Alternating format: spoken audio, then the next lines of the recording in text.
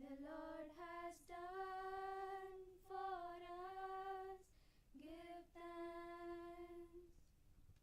Thank you, my friends. I welcome our college chaplain, Reverend J. John J. Kamraj, for invoking God's blessings with his prayer. I request everyone to stand.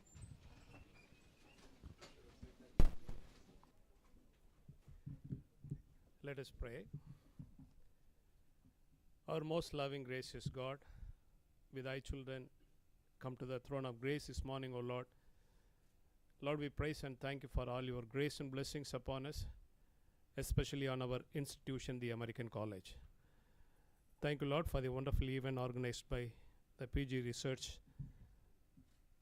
Department of Zoology, the inauguration of Dr. JCBA Abraham Endowment Lecture Series, and National Seminar on Human Evolution and Culture. Bless this program, O Lord, and bless all the objectives of this program, the purpose for which it is organized. Lord, we thank you, Lord, for the presence of our principal. Bless him, O Lord. Bless his, all his endeavors he takes in the development of the American College, especially, Lord, the Research Department of Zoology. Lord, we pray for our PG head, Dr. Shamila, UG head, Dr. Veladurai, and all the faculty members, student friends. Bless all their efforts for this program, O Lord. Lord, we especially thank you, Lord, for the presence of special guests today, Dr. Dinakaran Michael, Dr. Partha Pradeep Majumdir, and all the dignitaries present over here, O Lord. We commit every one of us into your presence. Lead us with your grace and guidance. Grant us your wisdom, knowledge, and understanding so as to have a wonderful and meaningful program. Bless this program. We ask this prayer in the mighty name of our Lord and Savior Jesus Christ. Amen. Thank you, sir. Please be seated.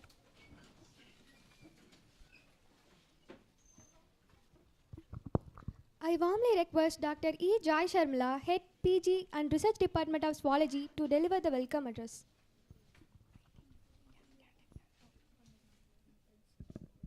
A pleasant good morning to everyone. Distinguished guests on the dais, off the dais, resource person Professor Partha Majumdar, deans, heads of the department, faculty members, alumni, friends, dear students of this college and various colleges in and around Madurai, a warm welcome. I thank God Almighty for his blessings, grace and mercies that had made this inauguration of JCBA Endowment Lecture possible. The American College stands as a pride of Madurai, which has a rich legacy where young minds are trained. Institution of JCBA Endowment Lecture is a privilege for the American College and the Department of Zoology. Dr. JCBA was a towering personality among the teaching community of the American College. The students of his time were spellbound by the in-depth presentation in his classes. He was a philosopher and a scholar, and also a fan of cricket. And this was how JCBA Endowment Lecture bloomed. I'm honored and privileged to welcome our principal and secretary, Dr. Daumani Christopher, who's a guiding and supporting force in all our endeavors. He's an exemplary leader, a great mathematician, and under his leadership, the college has gone beyond leaps and bounds. I welcome you, sir. I welcome our guest of honor, Professor Partha Majumdar. He is the National Science Chair, Science and Engineering Board, Government of India. He has made a significant contribution to human statistical population in the field of genetics and genomics. He has been listed among the top 2% scientists in the world of genetics and heredity. He is distinguished professor at John Martin Center for Liver Research, and he is the emeritus professor at Indian Statistical Institute, honorary professor at IISER, Calcutta, honorary professor at IISER Mohali, adjunct professor IIT New Delhi. He has made it to the American College in spite of his busy schedule.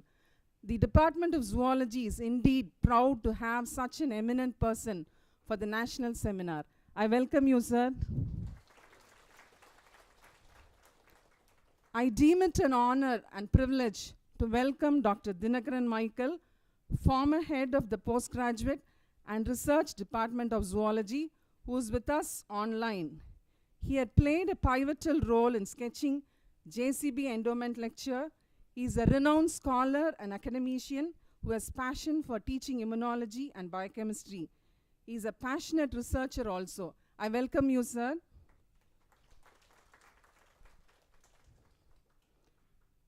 I am pleased to welcome our renowned alumnus, Dr. Shyam Sundar, former Director General of Police, Tamil Nadu, who was instrumental in initiating the JCBA Endowment Lecture. Welcome, sir.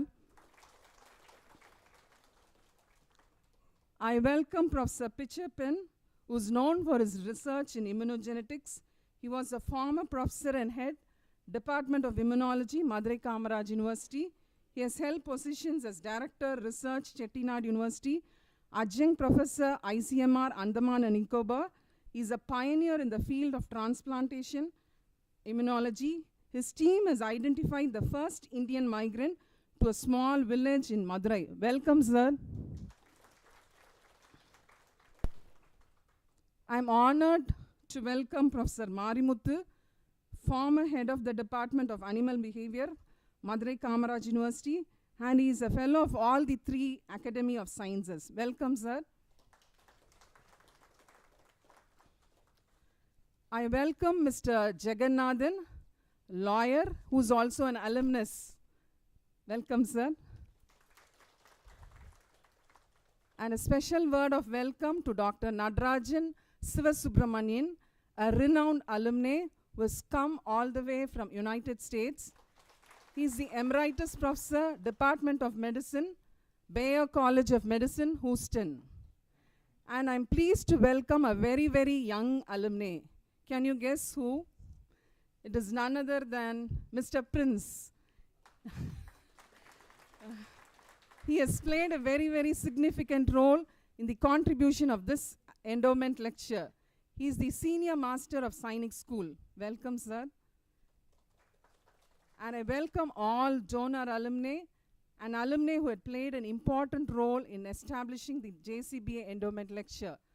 The donors have contributed ₹5 lakh towards the establishment of this lecture. And I welcome all alumni who have come near and far to participate in the inauguration of JCBA Endowment Lecture. As I'm not very familiar, let me name a few. Dr. Gandhiswari, Mr. Balaji, and Mr. Arun. I'm very pleased to have you here. And I welcome all the former heads of the Department of Zoology. Dr. Joseph Tatayas. Welcome, sir.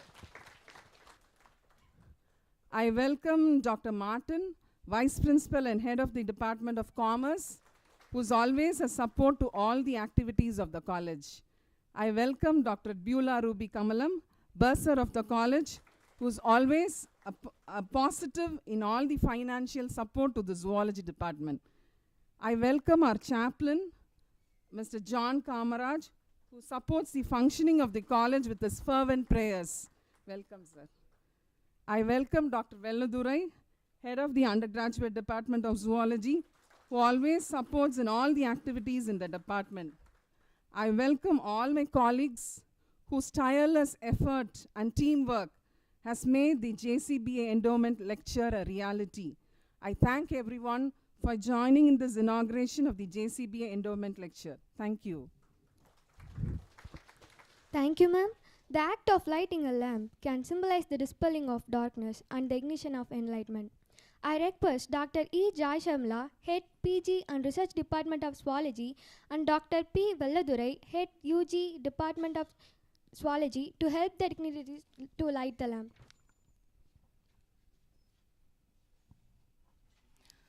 I request our Principal and Secretary, Dr. M. Davmani Christopher, to light the lamp.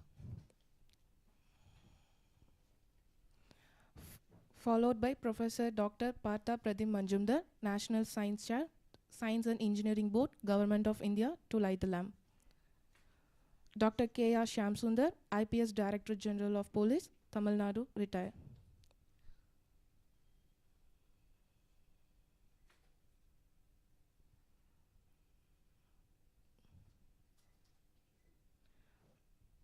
Dr. R.M. Pichappan, former professor and head Department of Immunology, School of Biological Science, honorary visiting professor, ADNA project, Madurai Kamarajan University, founder Pitch Foundation to light the lamp. And Mr. Leonardo Prince, along with Dr. Nadarajan Sivasubramanian to light the lamp.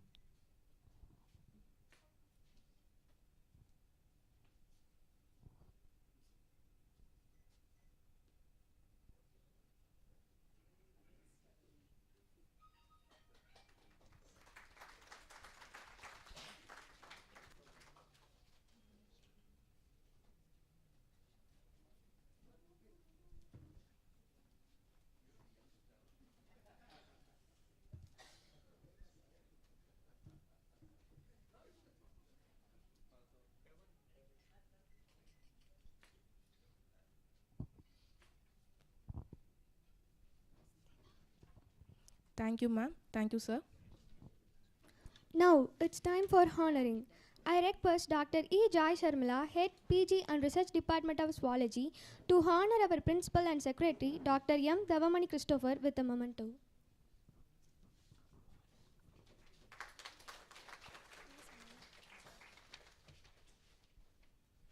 Thank you, ma'am. I request Dr. P. Velladurai, Head UG Department of Zoology, to honor our Principal and Secretary, Dr. M. Davamani Christopher, with a shawl.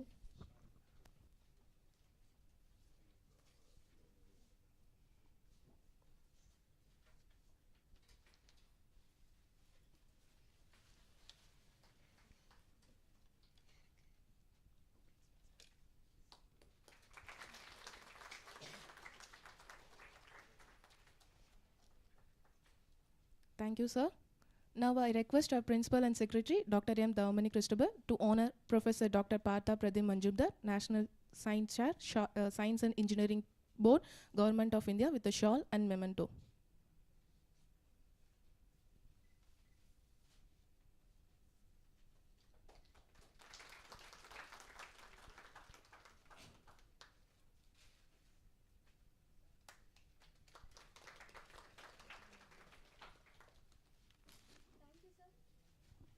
Thank you, sir.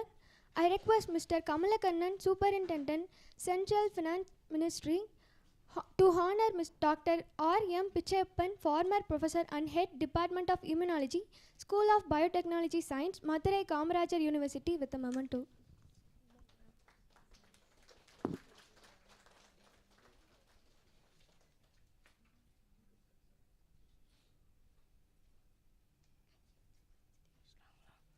I request Mr. M. Rajesh, Assistant Professor, Department of Zoology, to honor our Vice Principal, Dr. A. Martin David, with a memento.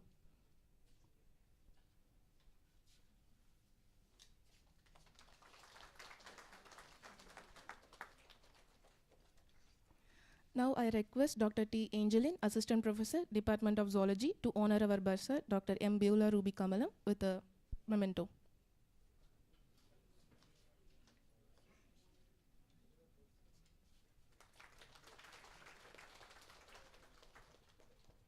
I request Mr. Arun, ex-Indian Postal Service Civil Service Exam Trainer, to honor our alumnus, Dr. K.R. Shamsundar, IPS, Director General of Police, Tamil Nadu, retired, with a memento.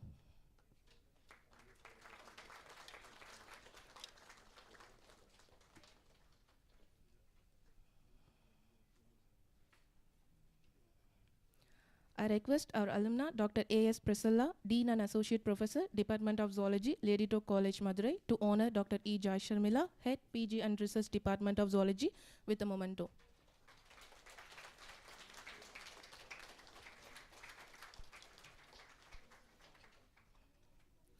I request our alumna, Dr. Priyadarshini Rajendran, Associate Professor and Head Department of Zoology, to honor Dr. P. Velladurai, Head UG Department of Zoology, with a memento.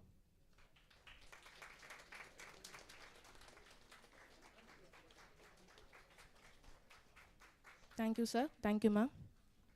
I warmly welcome our Principal and Secretary, Dr. M. Davamani Christopher, to deliver the presidential address.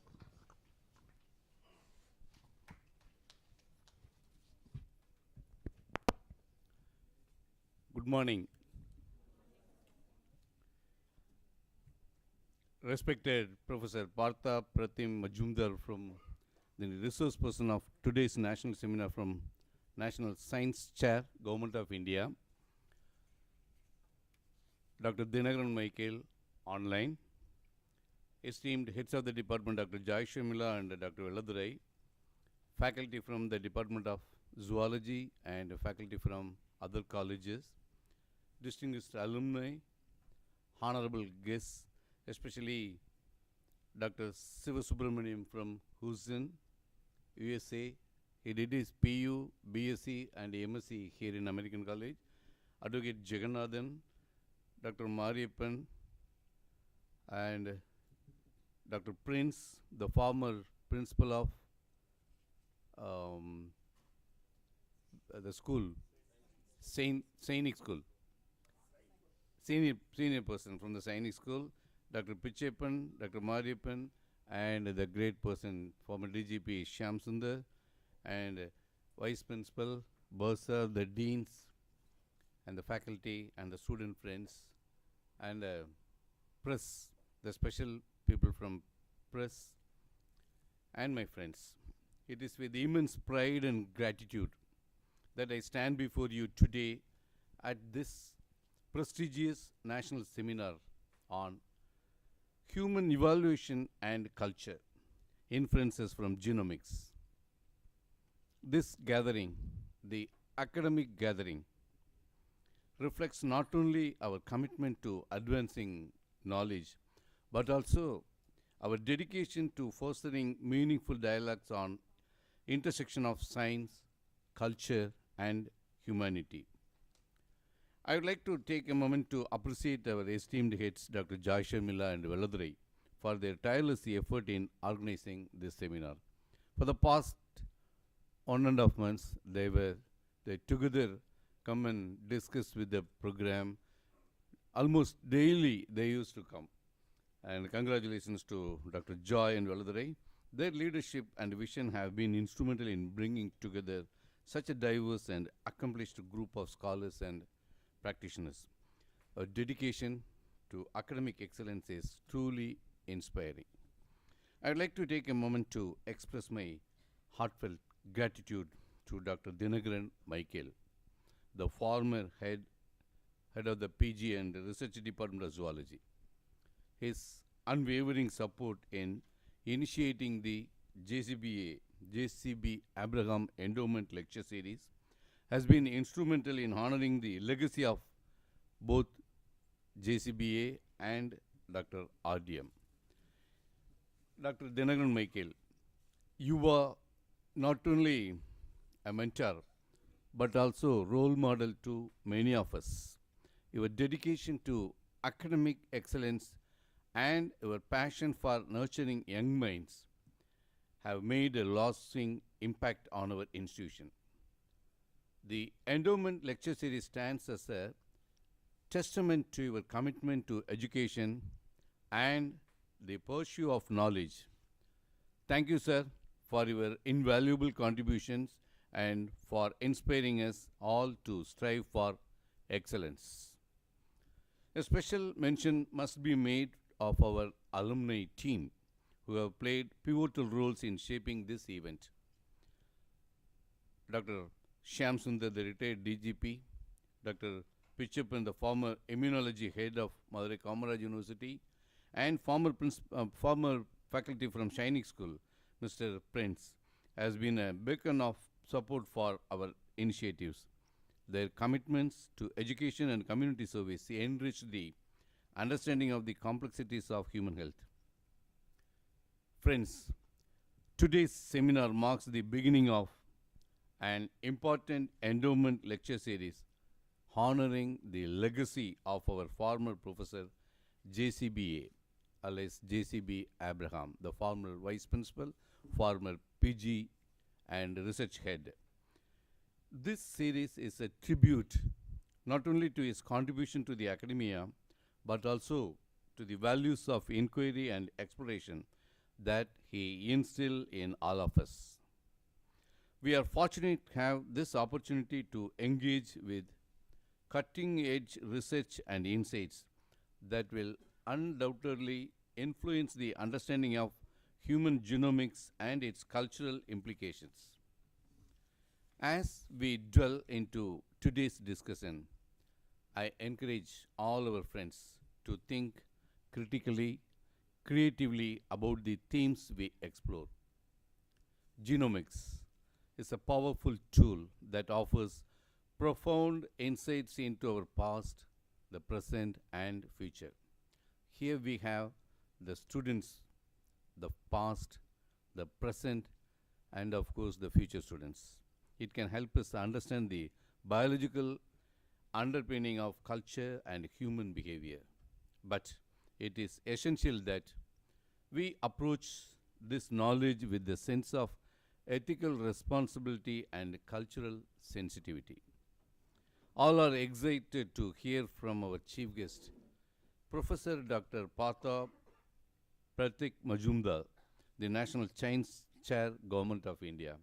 As our PG head informed, he is a visiting professor of many institutes like Aisha, IIT Delhi, Fellow of National Academy of Sciences, and one of the top 2 scientists in the world on population and genetics. He's a great person. As JCBA is a revolutionist, Dr. Partha, who is a specialist on genomics, a right person for the right title. Your contributions to the field of genomics have been invaluable, and all are eager to learn from your insights and experience. In conclusion, let us embrace this opportunity to learn, share, and grow together. May this seminar pave the way for new collaborations and inspirations as to further explore the rich tapestry of human evaluation and culture through the lens of genomics. Thank you all for being here, and I look forward to a stimulating and enlightening day ahead. God bless. Thank you, sir. I request our former head of the PG and Research Department of Zoology, Dr. R. Dinagaran Michael, to deliver the inaugural address of this event through online mode.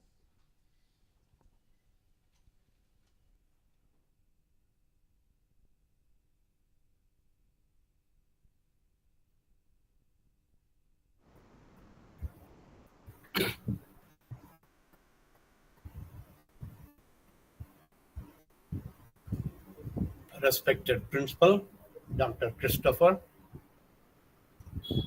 Am I audible? Is it clear? Yes, sir, it's clear. Oh, okay.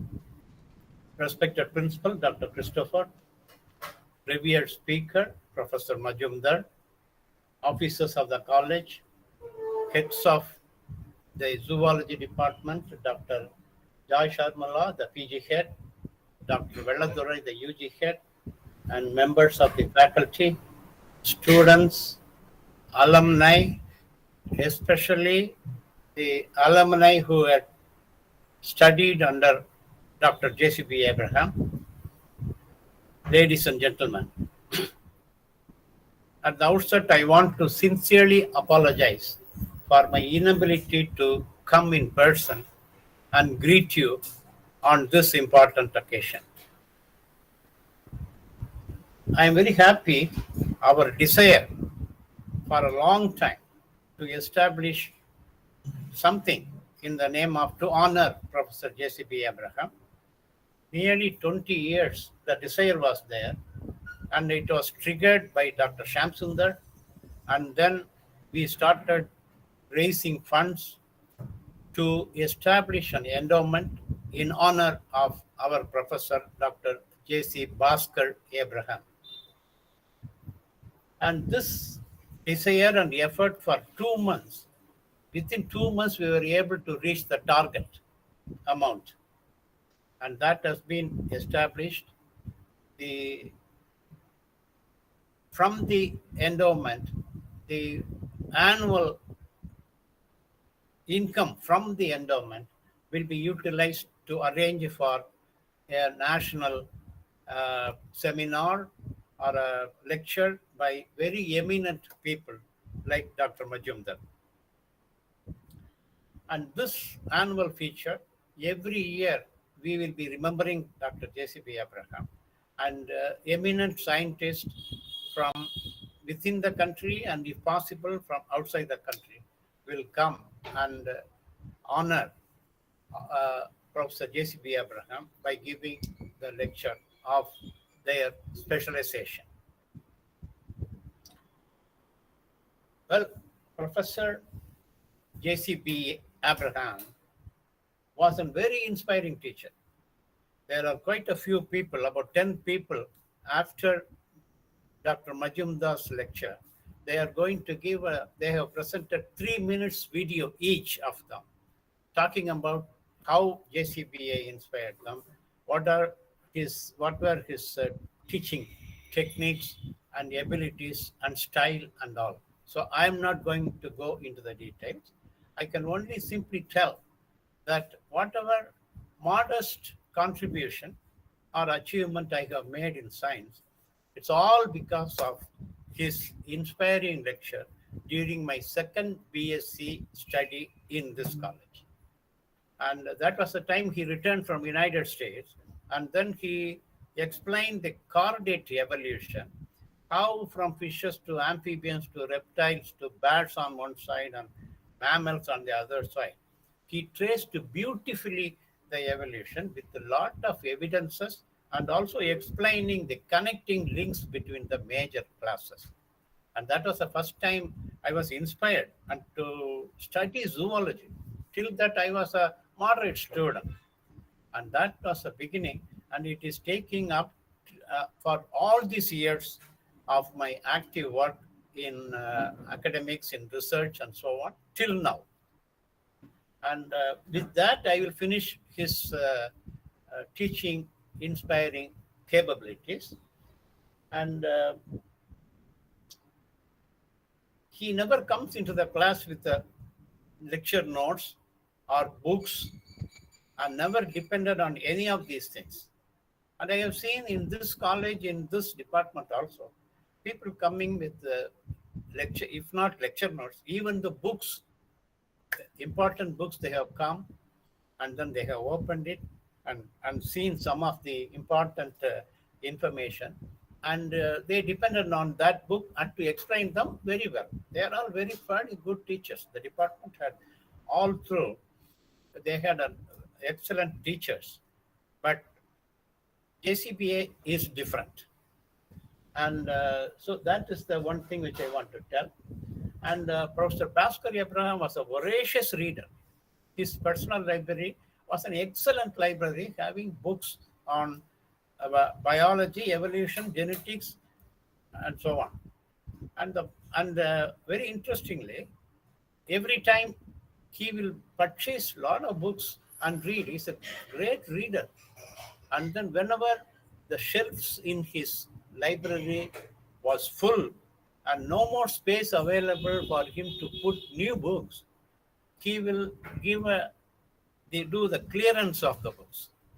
And something like a clearance sale in the United States or even in India now, he will dispose the books with a high discount, more than Amazon, like 75 to 80% discount for his books. And I was one of the purchaser of the books in large number of them. And my personal library had a lot of JCBS books which he sold. Interestingly, I initially thought these books will be only on evolution and genetics and so on. But I have books in my personal library, books on entomology, IMS entomology, Harper's biochemistry or physiological chemistry, and all kinds of things. And one or two evolution or genetics books. And interesting, these books, when I read through the books, I found in every page, Professor Abraham has noted, made some comments, underlined, and then questioned the statement made. And so he was very deeply interested in learning and reading, not only genetics and evolution, all subjects in biology. That was a very fascinating fact about Professor Bhaskar Abraham. Okay, at this point, I want to digress a little bit and then tell about the controversy between evolution and creation. Many people think that if somebody talks about evolution, he should be an atheist and he doesn't believe in God. And so there is the opposing group is a creationism group or creationist. They believe that this evolution is only a fake and nobody could believe. They are all telling big lies and so on.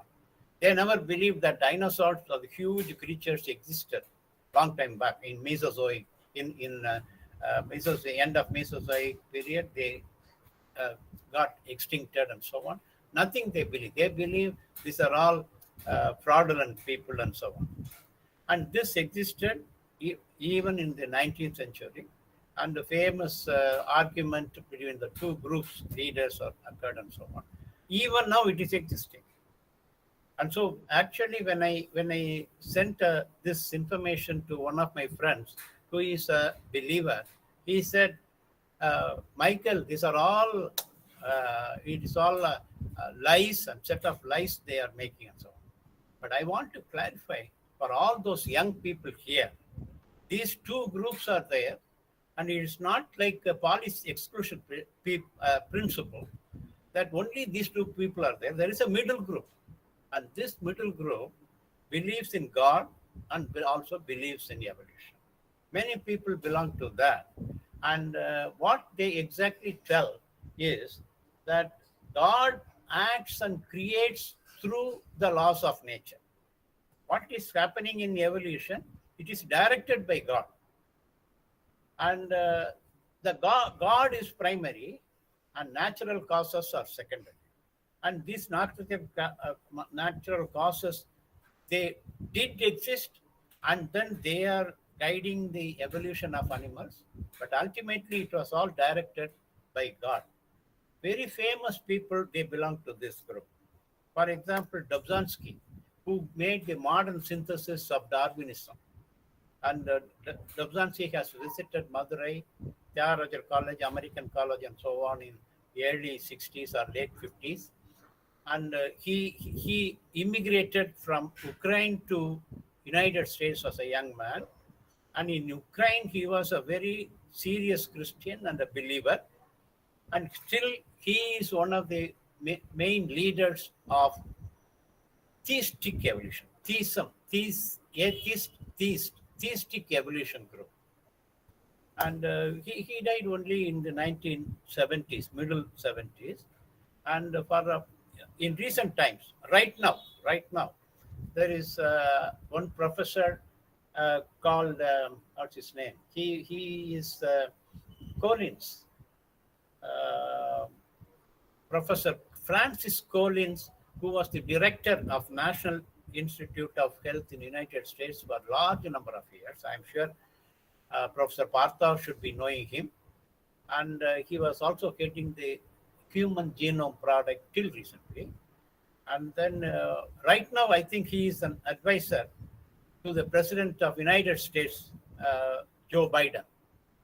And he is also a strong theistic evolutionist.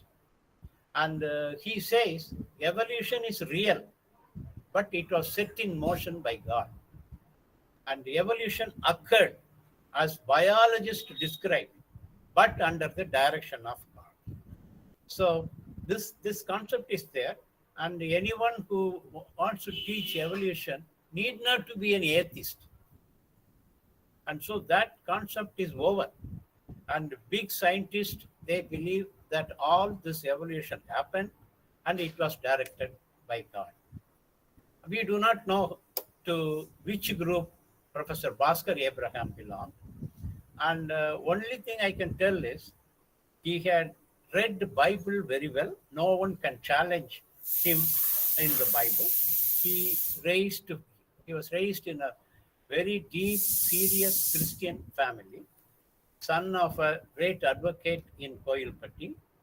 And in his time in American College as a professor, He regularly attended American College chapel service every evening of Sundays.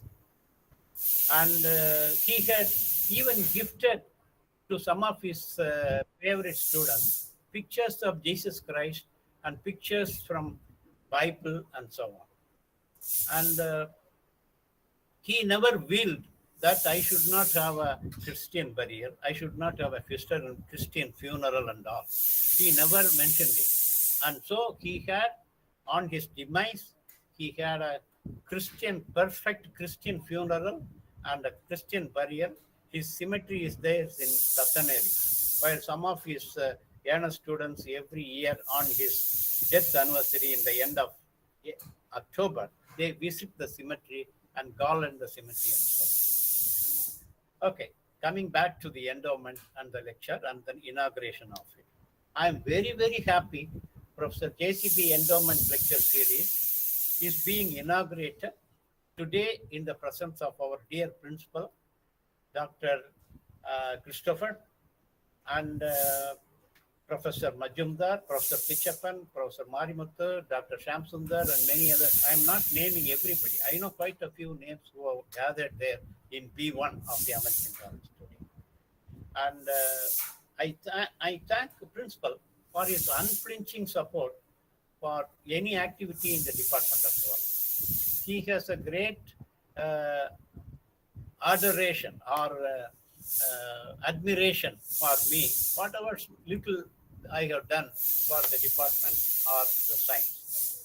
I thank the principal for his unflinching support and Dr. Majumdar for honoring us by his coming all the way from Calcutta to give an excellent lecture, which you are going to hear shortly. And Dr. Joy Sharmila, the PG head of zoology, excellent job, excellent coordination. Beautifully, the meeting has come. I am extremely happy. And also Dr. Vellathare giving full support to Dr. Joy. And I thank the organizers, both of the heads of the department, for giving me this life opportunity for me to talk a few words about Professor Bhaskar Abraham and also to inaugurate this great event, annual event of lecture series in this my college. I studied all my BSc, MSc, everything here to my alma mater. I am dedicating this function. Thank you very much. Thank you so much for inaugurating this event, sir. And we are blessed to hear your memories about JCBA, sir. Thank you so much, sir. Now, I welcome our alumnus Dr. K.R. Shamsundar, IPS Director General of Police, Tamil Nadu retired, to felicitate the gathering.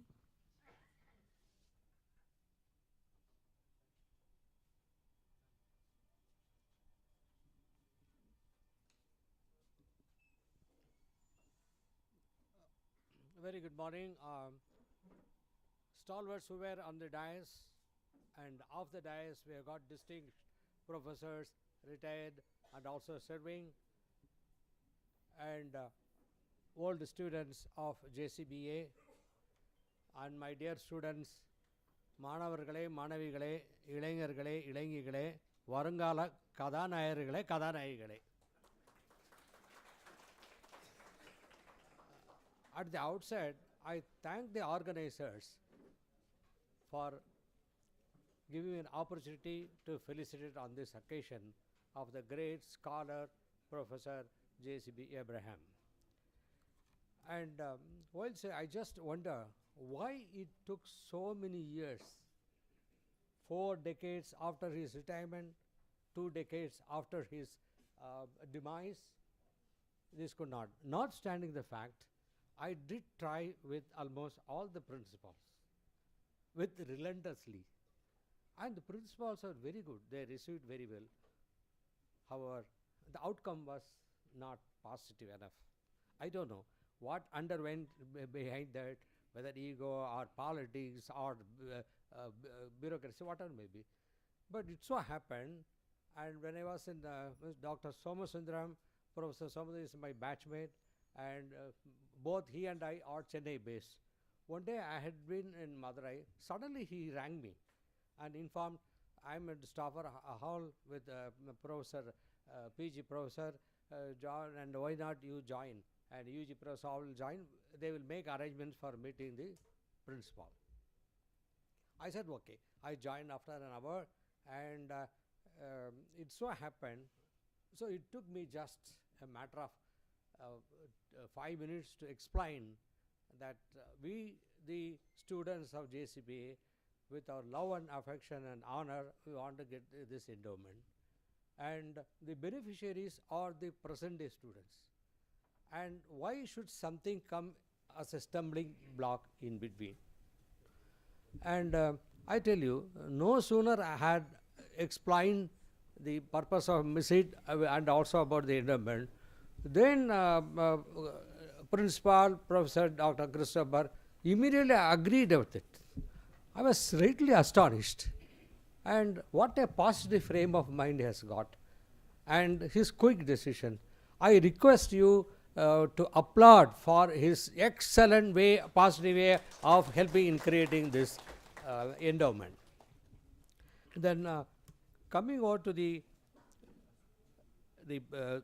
with regard raising the endowment fund, so I had interacting with Dr. Dinagar Michael, who inaugurated the fittest person, and I told him he should spearhead it. And I said before he start collecting the various batches, names and others, and with my own efforts, the fund was start flowing. And within 2 months, he was surprised that we were trying to exceed the limit, even though we had this. So with this, this is because of the thing. In that connection, if I am not mistaken, among the BSc batches, BSc, special BSc first batch, 69 to 72, my batch stood first in donating the contribution to it. Likewise, MSc also, the 72-74 batch stood first among the MSc batches in donating for this endowment. So I really thank you, my batchmates, for doing that. It is not meant to belittling others who have donated, and it was very good, and there's a very good effort. Only thing is, our limit was 5 lakhs. If it is more, then definitely would have gathered. So with this, I just say about Professor JCB Abraham. And some say a mediocre teacher tells. A good teacher explains. A superior teacher demonstrates. And a great teacher inspires. This inspiration have helped quite a few of us to come up in their lives, for which we remain indebted to Professor JCB Abraham. I may tell you, he's a very great scholar. While doing so, what was the American college milieu environment? Of course, Professor will agree, the chief guest, environment is the agent of natural selection. That's what Professor JCB is. Environment was very conducive. And he introduced 2 small things, spot admission.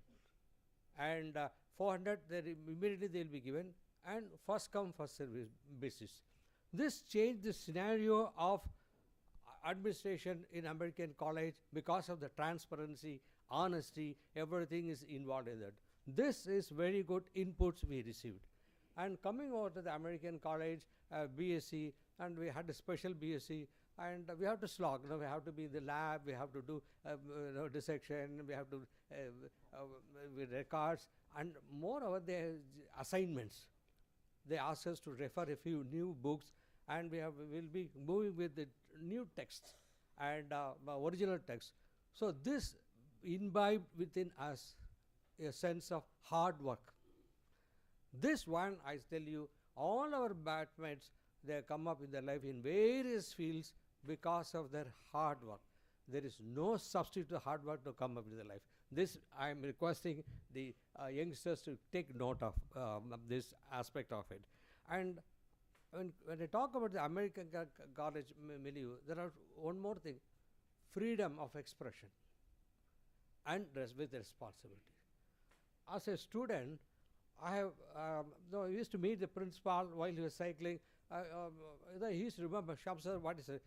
I told the principal, I'm going to organize a strike of the students. He said, what? Then I told him the library shifted to Palgai Nagar, and then you know what, Principal Shamsad, I appreciate your efforts. You please write to all the principals of the city. You organize jointly, and so that we'll have a effort. Can you ever have, say, principal advising and agreeing with the student, asking them to organize a strike? This is one thing fantastic, I said.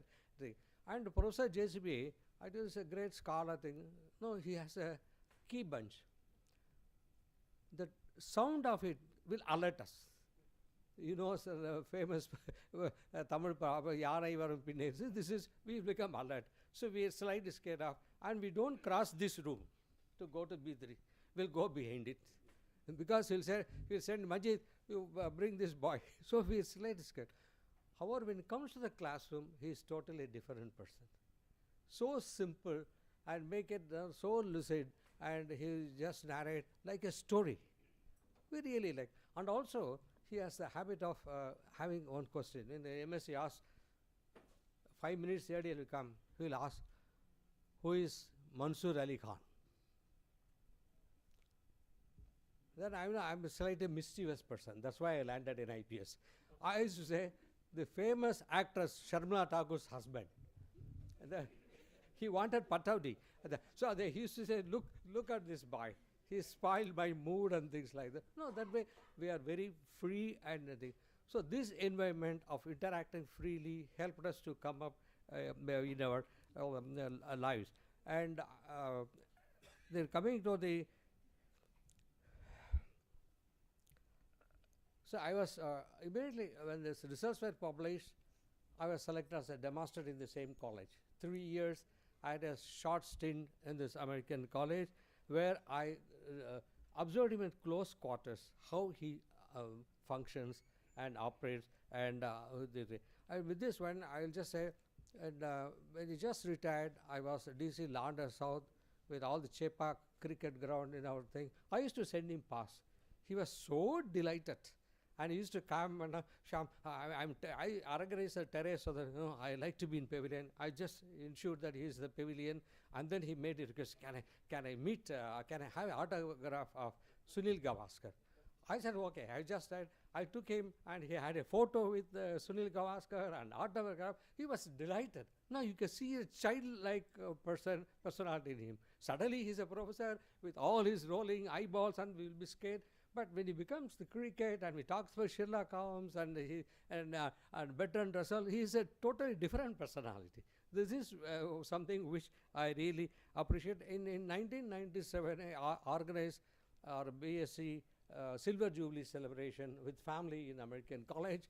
This American College was very good. They said, they got this idea, then annual day celebration, they started calling 3-year batches for a get-together. So this is how initial. And coming on to this endowment, I just, 2 things I like to say. I want to appeal and already present to the principal, please have such endowment in each and every department. Because to honor the teachers, that is the best way. I request Professor Joy to take up this matter so that I was told chemistry department and English department having their own ways, and we have got another way. Please circulate so that each department will have 1 or 2 teachers who will be honored like this.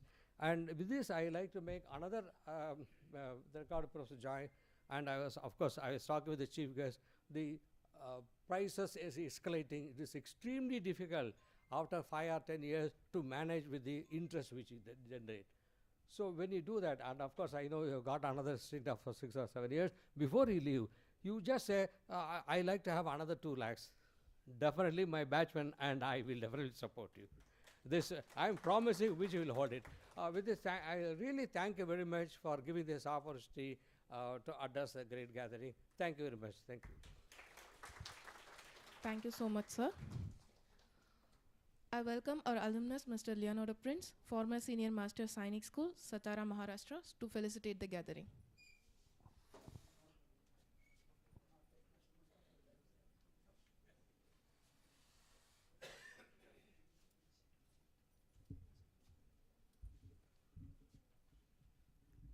Good morning, everyone. Audible?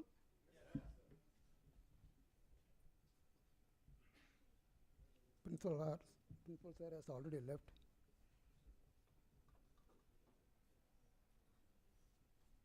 Most learned Dr. Partha. And okay now? And all the learned people who are sitting here, and the young faces all around. I will not take much of your time because your head of the department has already warned me. Sir, please don't take much time. I was sitting here and I was looking at this building, this hall.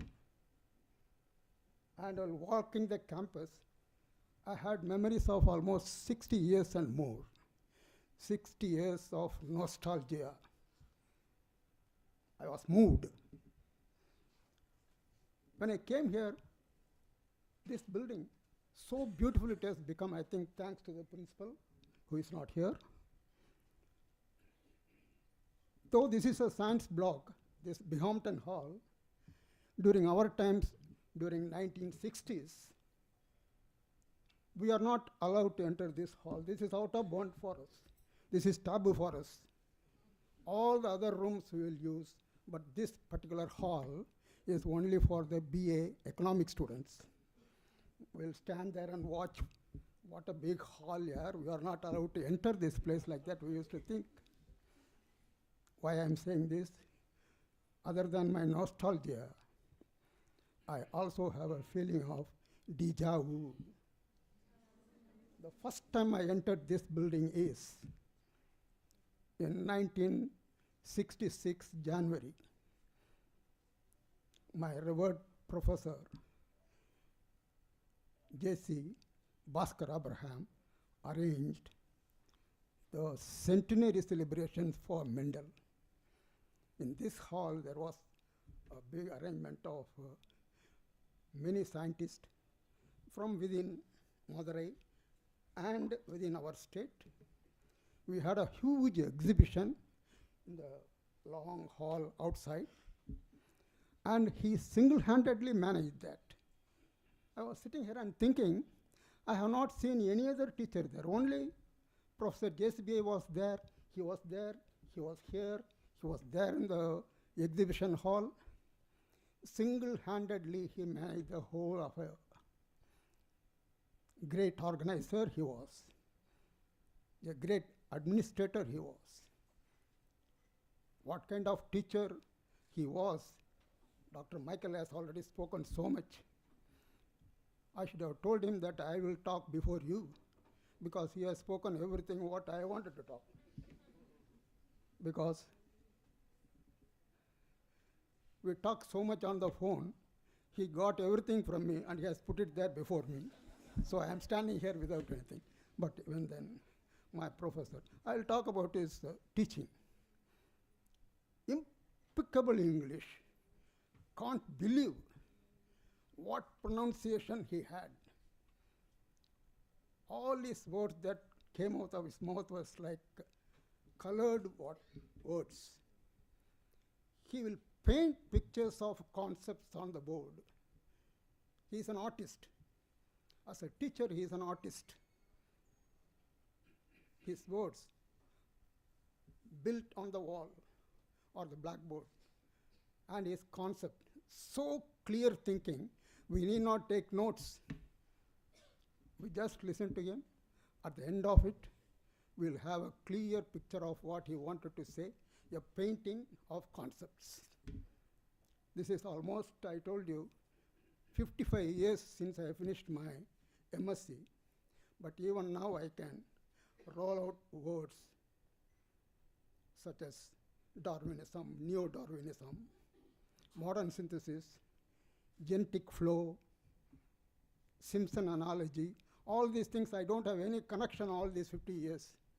But today I can get all the names because I could see the picture. I could see his painting. Such great teacher. Teaching prowess and teaching skill, we have to learn from him. Not only inside the class, also outside the class. Quick wit, we call him. You ask him anything, instant answer, whether to put you down or to lift you up. Whatever it is, instant answer. During our time, second MSc boys will give us a welcome for the first year boys. We will have on one side first MSc, on the opposite side second MSc. Now also I think that welcome party is there, I think. Dishes plenty, but after the dishes, the seniors will dish out nasty questions to the juniors. Why you prefer this college? Why you came to this college? Why not the other college? And to the girls, why you wanted to do post-graduation? Why not B.Ed? Why you came here? Like that, they ask questions, a kind of ragging, you can call it. And that day, Professor JCBA happened to sit with us on our side of the table. So a question for him also. Sir, your name is Abraham. What's the difference between the biblical Abraham and you? Instant answer. He get up in his own style. His students may remember. Biblical Abraham is a father of faith, and I am a father of none. And so clear. And then he is a father of a nation. Again, I don't have any children. I don't even have a single. So his answers will be very sharp. Once we asked him, sir, you say that you are a great fan of Bertrand Russell. He is a fan of Bertrand Russell. If you go to his room, he will have a book written by Bertrand Russell, Why I Am Not a Christian. That if I go and touch it, hey, don't touch it, that's not for you. Like that he would say. We asked him, sir, Bertrand Russell married 4 times, and he have not even married once. Rowdies, you are asking me questions like this? Okay, he told. I put the bachelor life on one pan of the balance. On the other side, the family life. And the family life went up. He will say like that. That means family life is lighter or not very good, better than the bachelor life. So his answers were good. Personally, I have so many confrontations, we can call it. That's why he called me rowdy. Wherever he meets me, I think he never used his name. Most of his students may know. The boys who have the same wavelength with him, he will call only rowdy. Rowdy only he will call everything. One day we were walking on the road behind the chapel. He came there, rowdy, have you seen Beckett? Beckett is an English movie. No, sir. So with me, another friend was there. He took from his pocket 5 rupees. Run and go to the film. See it, and tomorrow you should come and give the review. Like that he told. We ran happily, saw the movie. Next morning we came. Again we ran. Whenever he came this side, we would run this side. The Tamil solvangalla sedari odran, because the movie was in English. We couldn't get a single word of it. We only knew some bishop was murdered by some king. Other than that, we didn't know anything. So that is one personal thing. And wherever we met, he will ask only what is the terrific fan of cricket. Somebody has mentioned, I think, fan of cricket. How terrible. No, he is not a day-to-day cricket lover. That, Pakistan has lost. Not like that. Encyclopedia of cricket. Here one day he met me. That time it is Pongal time. Test between West Indies and India is going on. He stopped it. Hey, wait a minute. Do you know the score? I told him the score because I also heard during those times only transistor. I heard the, sorry, I stole the score. Okay. Palachipo, like that is. He is such a fan. While he was coming back from US, he stopped at London, went to Lord's. Lord's is the hallowed ground of cricket, all of you might have known. There he went to the museum. The museum curator and the others were there with him. And the curator is telling, this is the Ashes trophy, like that he was explaining. And he started explaining with him. And slowly the visitors who came there, they stopped following the curator or the guide. They started following him because he knew more facts about the cricket in Lord's. Such a great authority, not only on cricket, on any subject he talks. I should not take much of your time. He is also a very sincere man, humble to the core. After my graduation, I worked in a college called as Prof College. All of you might have known that, in Sayapuram. I'm a small fry. Even amongst you, I'm a small fry. And my friends were playing tennis and we were going home.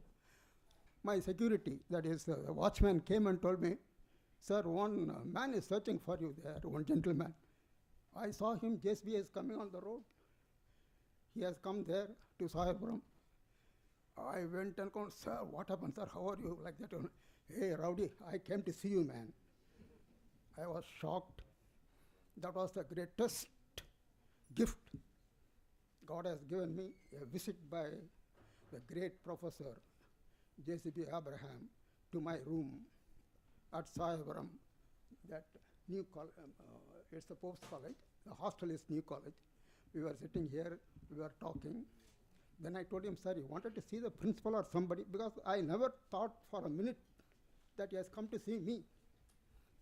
No, man, I was going by the bus. From Thoothukudi, he was going to a place called as Pannavalai, and there, on the way, he has seen the college name, Pope's College. I saw that, and I thought, all right, this Rowdy will be here. So I got down. He got down halfway through his journey and came and met me. Such a simple man, such a great man. They say a teacher is a teacher is a teacher. He is not like that. He is greater than that. And to add what I do not personally know, during the later part of his life, after his retirement, they say he was looking after the young children and old people of a slum near Karumbalai. In Karumbalai slum, he was taking classes for the urchins, for the youngsters, as well as for the old. He never forgot his social duty. So this great man, a terrific teacher, an administrator, a lover of cricket. He is a lover of songs. I don't want to waste your time. He is a lover of songs. In this auditorium, we used to play that time all rock songs and dance in Oberlin Shanshi. One day he was standing there, called me. Do you know what song is going on? I told, yes, sir. It is a song by Chubby Chakar. Come on, let's twist again. That's the name of the song. I have attended he has attended his live concert at US. Sir, are you a fan of his? No, I'm not his fan. I love Hank Clocklin. Do you know him? No, sir. Go and find out. Like that is it.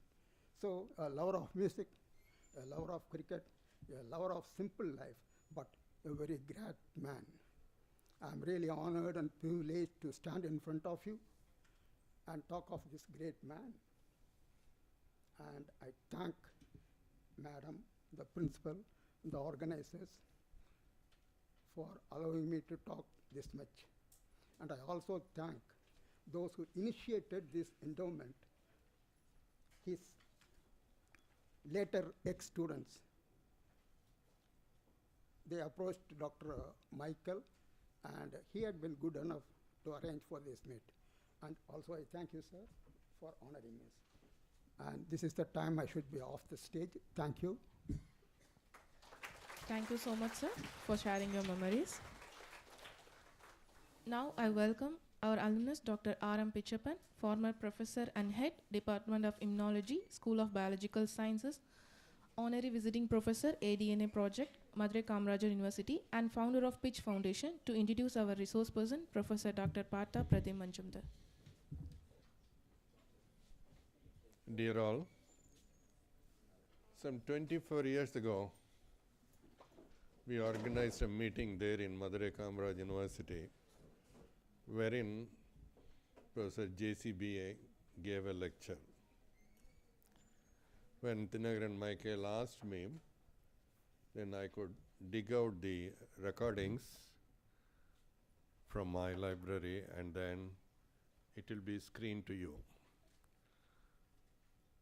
It was on the man and the languages, a in-camera meeting we organized, International School of Dravidian Linguistics and Madurai Kamarajar University organized. He was an eloquent speaker.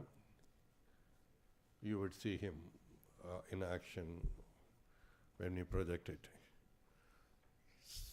And I was a student who studied evolution under him here. I was in Tyagarajar College, but we used to have those days the intercollegiate lectures. So JCBA, as the previous speakers mentioned, the gem of a man, and all the qualities of a teacher, like a village schoolmaster he had. And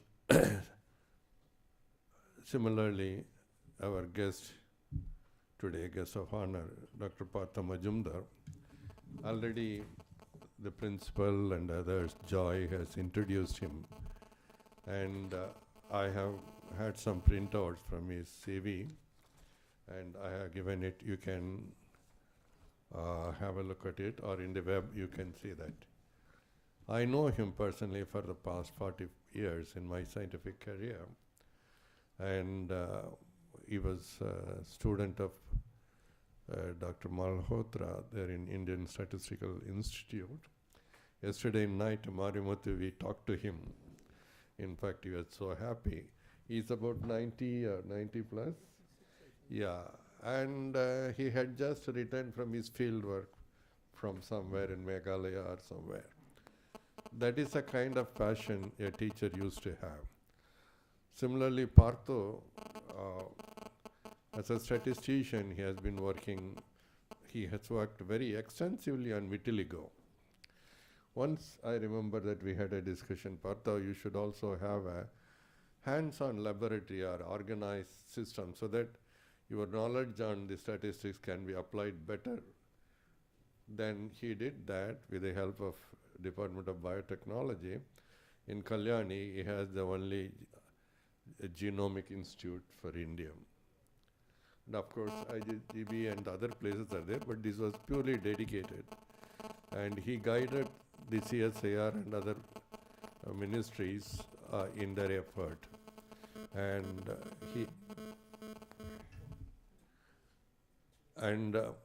he is now in such a powerful position to decide the policies of the country and so on.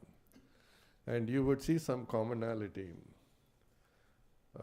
between JCBA and Partho, and also with myself and the principal also.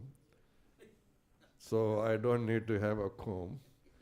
So somebody asked a question that, okay, then including Marimutu, the Baldis are all the real intelligent professors. When the Joy comes up with an objection, and the Ladilo College also, why don't we really test it in our women's college also? Take the professors of the women's college and look for the baldness. Of course, you may get baldness in some percentage of the women. That is due to some other reason. This is where the genomics explain. And people enough talked about God, G-O-D, I don't know whether the Partha knows that. He was a scientist who died at a very early young age. He was an immunologist. He was my examiner too. And you know, the orchestra and then the song and everything. There should be perfect synchronization of everything. So he defined God as generator of diversity. The nature offers the diversity, and it is the natural selection which will manifest at the appropriate time. And you will hear from Partho, and he is such a nice speaker and with a high reputation all over the world, and members of Hugo and other committees. Okay, Partho, please. Thank you very much.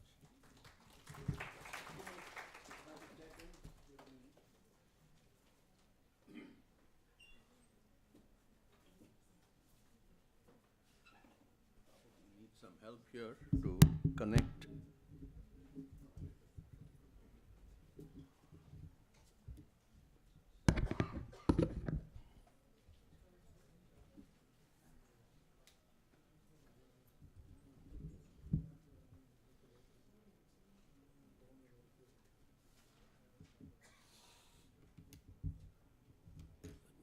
Let him connect this first.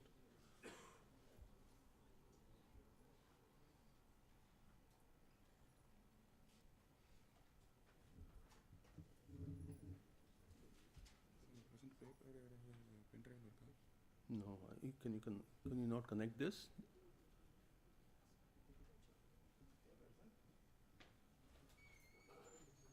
I was told that I could use my own laptop, no?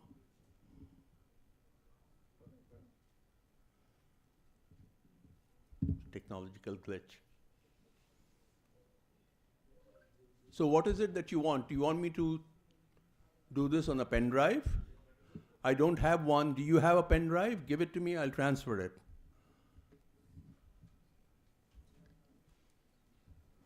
The only problem is that some of the animations might actually go away, but never mind.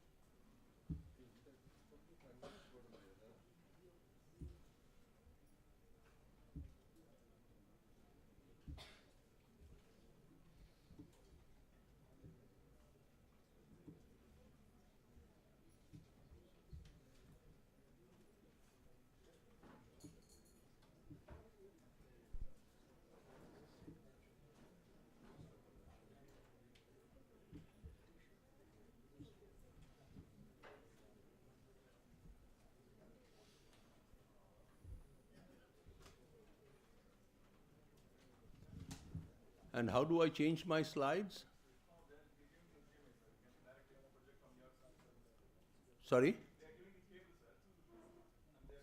Oh, so I can use my laptop. I've already transferred it. If that's easier, I'm okay. But I should be able to control my slides. Okay, all right. So let's do that. Sorry for this. I had asked yesterday whether I could use my laptop, and I was told yes. So I didn't even...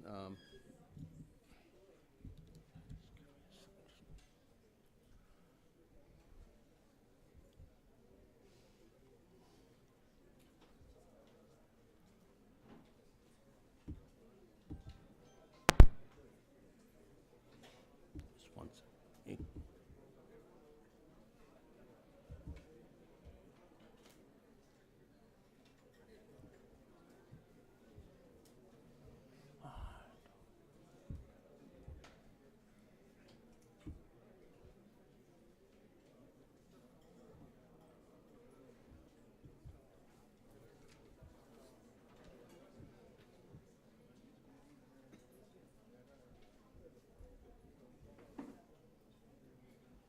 One minute.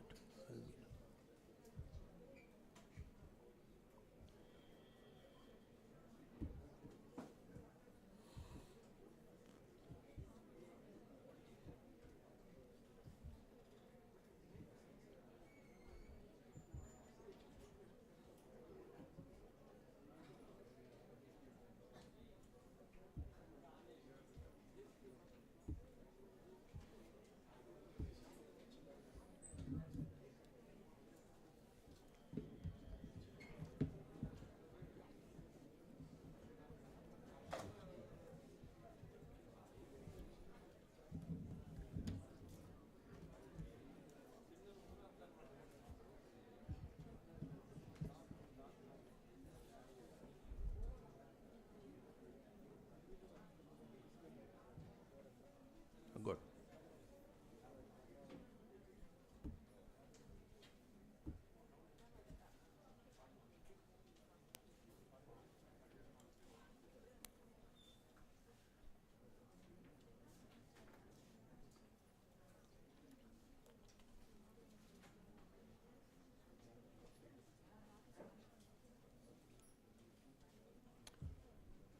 All right, I think we are all set.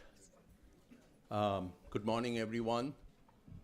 I stand before you with gratitude, happiness, and sadness or sorrow. The reason why I'm happy is that I've been selected to deliver the JCB Abraham Endowment Lecture, inaugurate the lecture series, the annual lecture series. That makes me feel very happy, and I'm indeed very grateful to the various people who made this happen. And I've been in talking with Professor Michael for several weeks now. I also have two people in the audience whom I have known for a very long time. One of them introduced me, Professor Pichappan, and the other person is Professor Marimuthu, who is sitting here. Most of you are new to me, but it's very nice to see fresh faces and people eager to listen to me. The reason why I'm sad is because of the various things that I learned about Professor Abraham. I actually have heard about him before, but I had not known the various qualities. I had heard him in the context of a teacher of evolution, about somebody who was very interested in genetics and evolution. During the time when he was a teacher, there were very few people who were actually interested in correlating or associating genetics with evolution. They were mostly descriptive evolution is what used to be done at during those times, but he was one who was able to sort of collate genetical thoughts into evolutionary thinking. I had not known about the various qualities that he also had, which I learned today, and that makes me feel very sad that I've never actually been able to meet with him. I wish I could meet with him, and I really, through this lecture, I really pay my respects to him, my gratitude to him for having brought evolution and genetics into the teaching curriculum of India. There is another interesting fact that I want to mention to you, that today, so I grew up in the Indian Statistical Institute. I continue to be associated with the Indian Statistical Institute. And today, a very famous person is actually delivering a lecture in the Indian Statistical Institute. The director called me and said, could I introduce him, because I've known him for many years now. And unfortunately, I had already given word to be here. So I told our director that I'm giving an endowment lecture at the American College, so I won't be able to. And so immediately the question was, oh, is that a foreign college in India?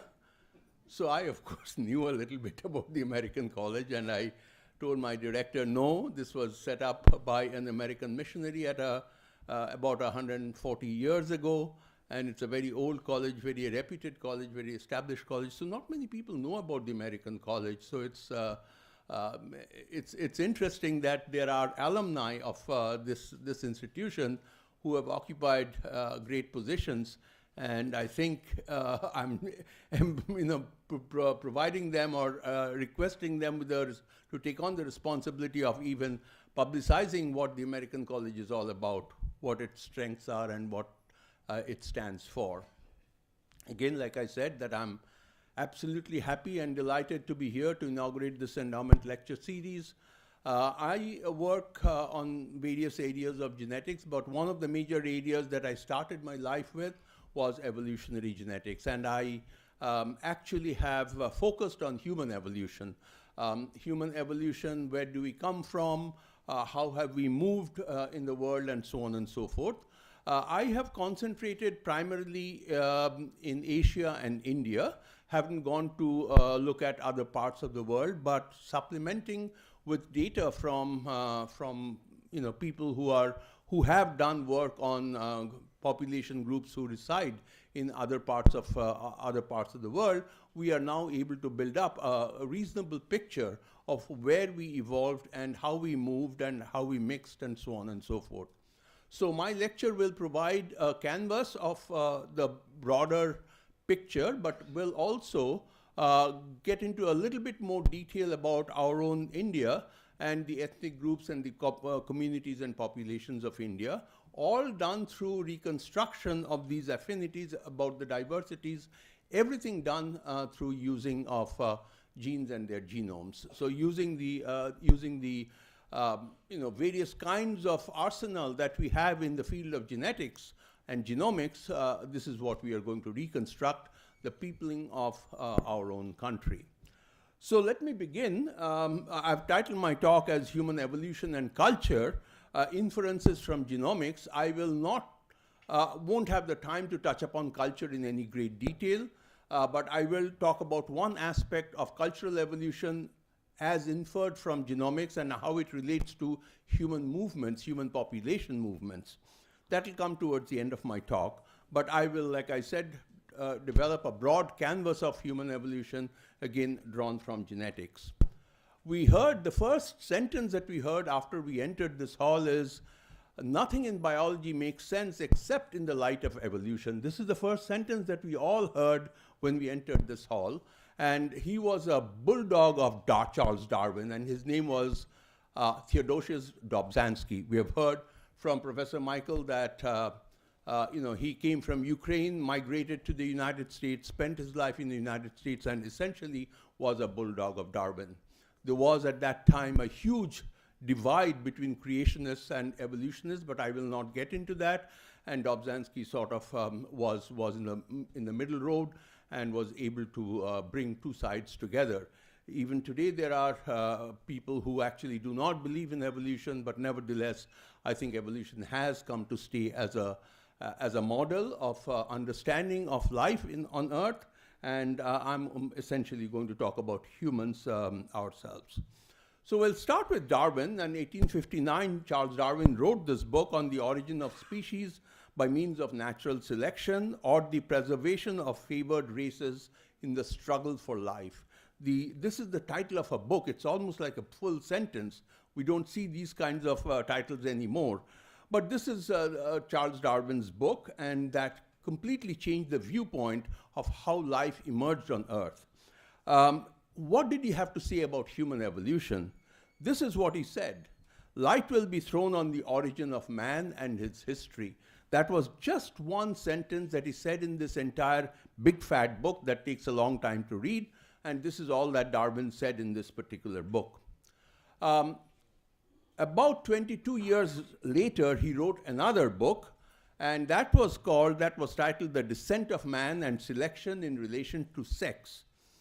And he actually tried to build the story of evolution, human evolution, by looking at great apes, various gorillas, chimpanzees, the great apes.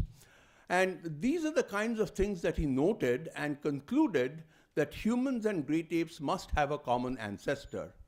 Now, when I write these things down, you might start laughing. Is this what biology is all about? Is this what people looked at? Is this what Darwin looked at? Today, it might sound very funny, but these are the kinds of arguments that he gave. There is correspondence in bodily structure between man and apes. So physiologically, how we develop, this is what he said.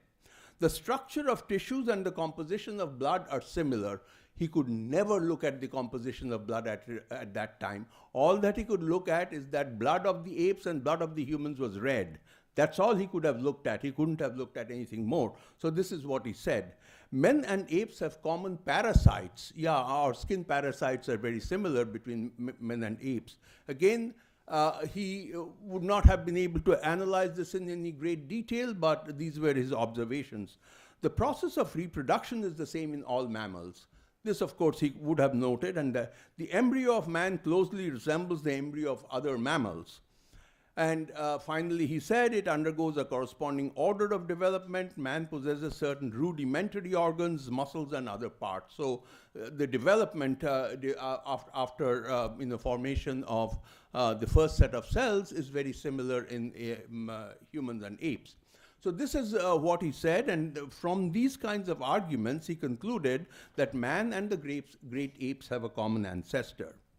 So this is all about Darwin. This is what I needed to say about Darwin. This is what Darwin had stated about human evolution.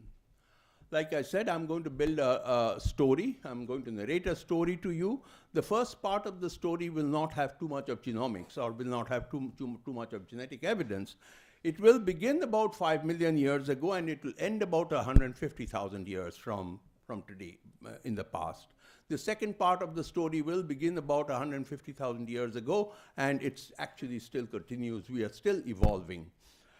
Even though we have actually retarded the process of evolution through various artificial means, but there is still evolution that's visible in our immunological system and various other systems. I won't get into the details right now. So I said that part one of our story begins about 5 million years ago. What happened about 5 million years ago is a population of African apes split into two distinct species. And as you can see, one line of descent started with the gorillas and chimpanzees, or evolved as gorillas and chimpanzees, and then the newer species evolved like the bonobos, and this is where we split about 5 million years ago, and we continue to, that's the hominid line of descent, and we continue to evolve as humans. When I say 5 million years, these have very large, ranges, and this is anywhere between 5 and 7 million years, because many of these dates that I will mention to you will not be absolutely. You should take it with a little bit of, standard deviation for each of these dates that I will mention to you. What happened about, and I'm going to jump millions of years very rapidly. What happened about 4 million years ago is that one of these species that were to develop into humans on the evolutionary path of descent to humans began spending most of its time on 2 feet. We were quadrupedals. The great apes were quadrupedals. They walked on 4 feet. We started to walk on 2 feet. And this is what happened. This is the genus Australopithecus that evolved about 4 million years ago. And they began to spend a lot of time on 2 feet, and they evolved about 4 million years ago. And there were multiple species in the genus Australopithecus. Multiple species evolved: Anamensis, Africanus, and so on and so forth. Australopithecus africanus is a very famous specimen. The specimen was found by two archaeologists, Johansson and Tom Gray, and they had excavated this specimen in 1974, and they had dated this specimen. This specimen is about 3.18 million years old. Various carbon datings and other kinds of dating procedures. You can date these fossils that you find. The fossil was found in Ethiopia. The most notable part of this particular fossil is that the brain size was large, between 400 and 500 cubic centimeters. This particular fossil is called Lucy. Again, for those of you, many of you are very young, you may not even have heard about the Beatles. When we were growing up, Beatles were. So there's a very famous song of the musical group called Beatles called Lucy's in the Sky with Diamonds. And when Johansson was actually excavating in Ethiopia, he was listening to this song, and it immediately struck him. When he discovered this fossil, he decided to name it as Lucy. So this is the very famous fossil, human fossil, hominid fossil that's called Lucy. Subsequently, this was 3.18 million years. And that was also Australopithecus afarensis. Australopithecus afarensis probably arose a little bit earlier. This particular rock or volcanic ash bed is dated 3.7 million years, and this is in Kenya, and this was also again discovered by a very famous person, Mary Leakey. The Leakey family spent generations in Africa excavating fossils and reconstructing human evolution, and this is one member of the Leakey family. And I can't read these, pug marks or footprints, but people who are trained to read these footprints, they will vouch that this is a testimony to upright gait. So 3.7 million years ago, we had an upright gait. We were bipedal, and that's one of the major distinguishing features of the humans from the great apes. What happened when we learned to be upright and walk upright? Natural selection started to favor us. And how did it favor us? The upright stance seems to have set in motion a profound evolutionary trend. First of all, hands became free to use for manipulation, so we could throw stones at predators. So you're walking on 2 feet, not using four limbs to walk, so you could stand upright and you could actually see from a distance predators, so you had greater visibility over the underbrush. Your hands became free, so you could throw stones at predators and thereby save your own lives. And if you were walking on four knuckles, you probably wouldn't be able to see the predator, and the predator would have come and gotten you. So that's the kind of natural selection that started to operate once we learned to have upright gait. Also, we don't know whether this is a consequence of bipedality or just a correlate of bipedality that we started to develop dramatically larger brains. I've already told you that our brain size was already about 500 cubic centimeters when also in the Australopithecus genus, and so we had dramatically larger brains. That was Australopithecus about 4 million years ago. We jumped 2 million years and come to about 2 million years ago when the genus Homo arose. Homo erectus, ergaster, these were the kinds of species in the genus Homo that were roaming about in Africa. And one of the major distinguishing features of the genus Homo was that they were able to use stone tools. They were even able to carve stones into tools to their own advantage.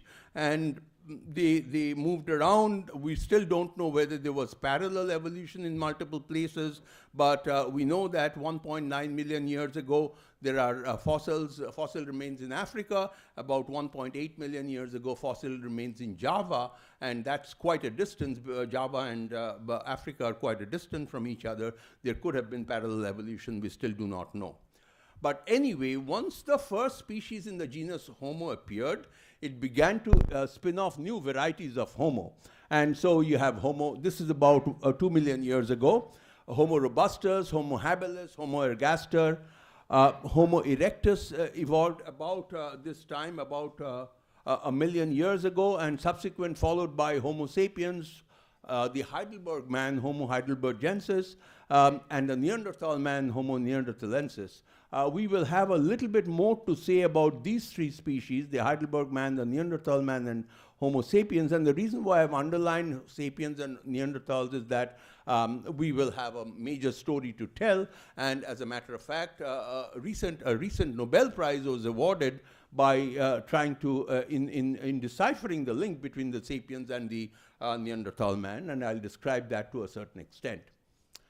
We evolved in Africa 1.9 million years ago. We were in Africa. We came out of Africa, and there are multiple lines of evidence. I will provide some evidence. For now, it's like, take it from me, that we evolved in Africa. That evidence I've shown about 2 million years ago.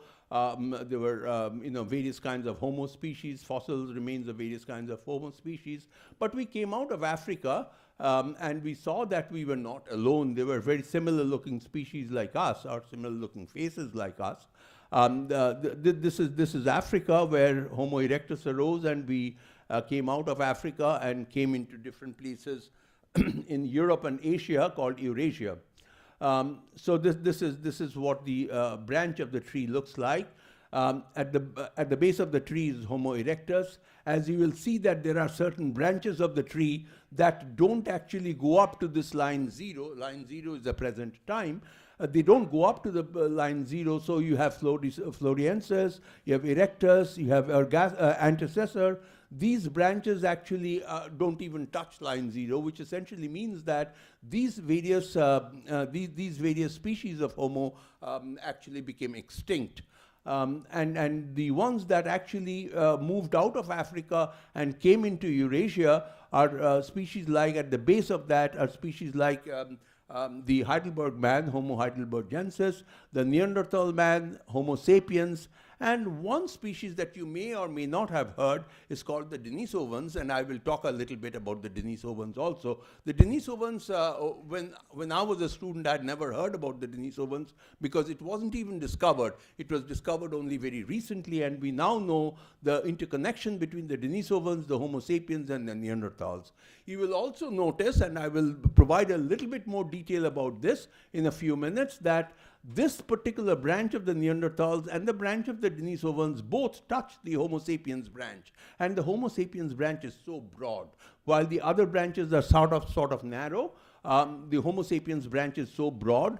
In other words, we humans, modern humans, we have invaded all parts of the world and now occupy all land masses of the world.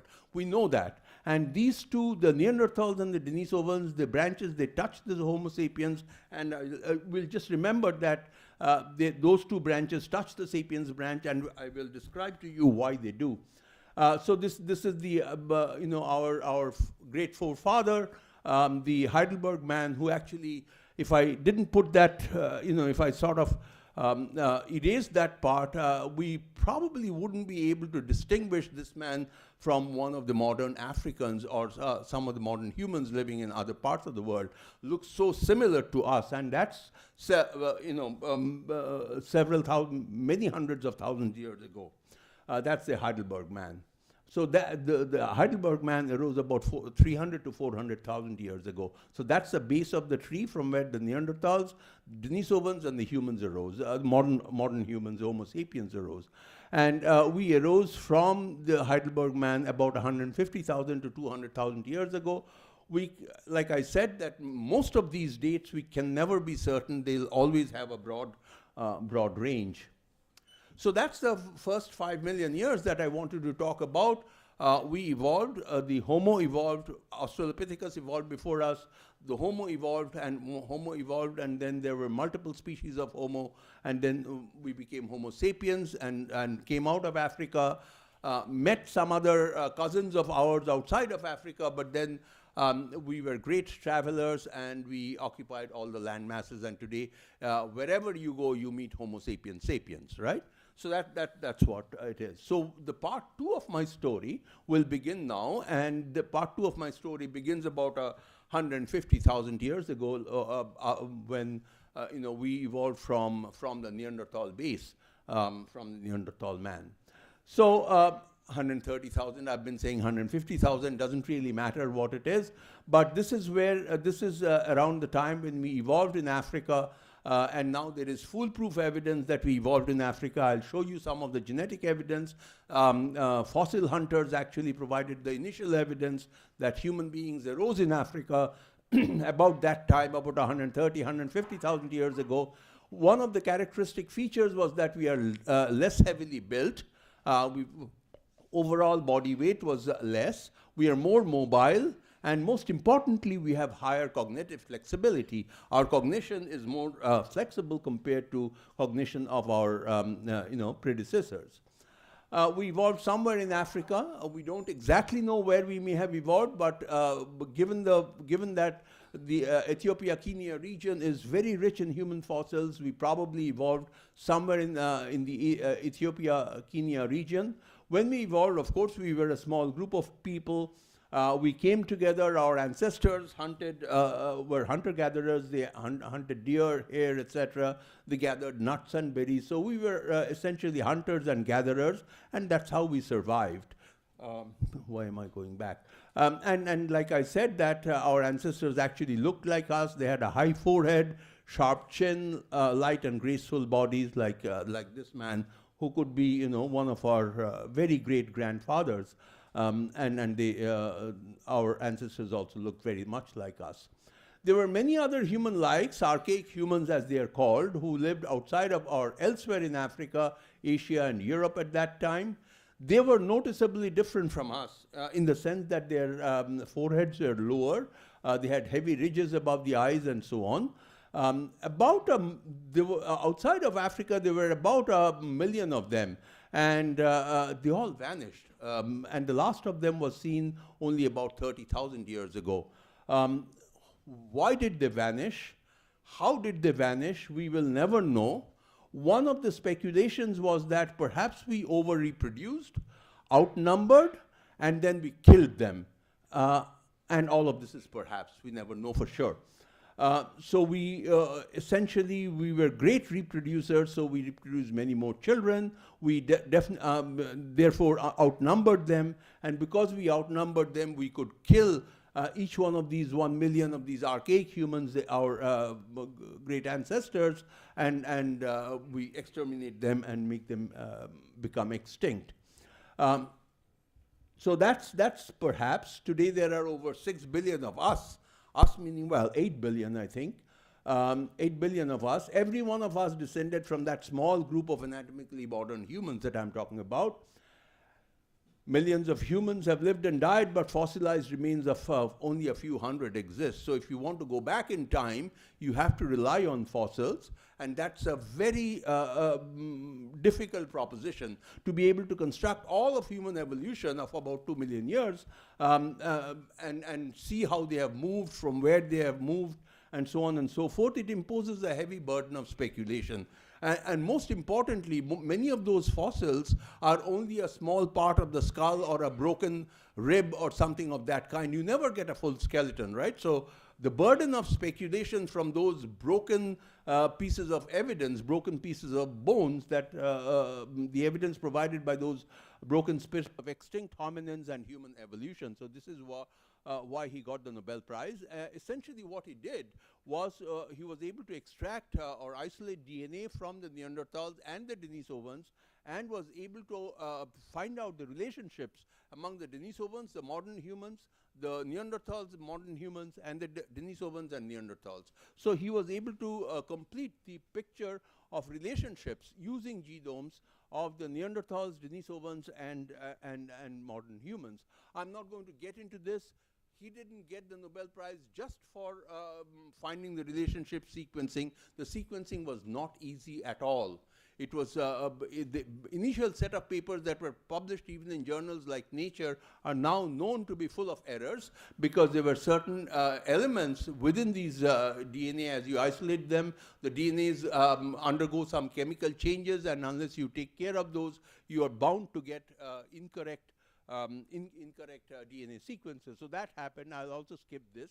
So he was able to go through all of this rigmarole to be able to clean up the DNA sequences that you get, different kinds of processes called racemization and so on. I will not get into this unless somebody asks me a question, then I can go back to those slides. But this is when Svante Pääbo and his group provided a complete genome sequence of the Neanderthals from the Altai Mountains in Siberia. So that's where they isolated DNA from these bones, and they were able to complete the genome sequence of a Neanderthal. Then came the Denisova, and they also again published a paper in Nature, a genetic history of an archaic hominin group from Denisova cave in Siberia. So, and then eventually they were able to draw certain inferences from these gene sequences that they were able to draw. So what they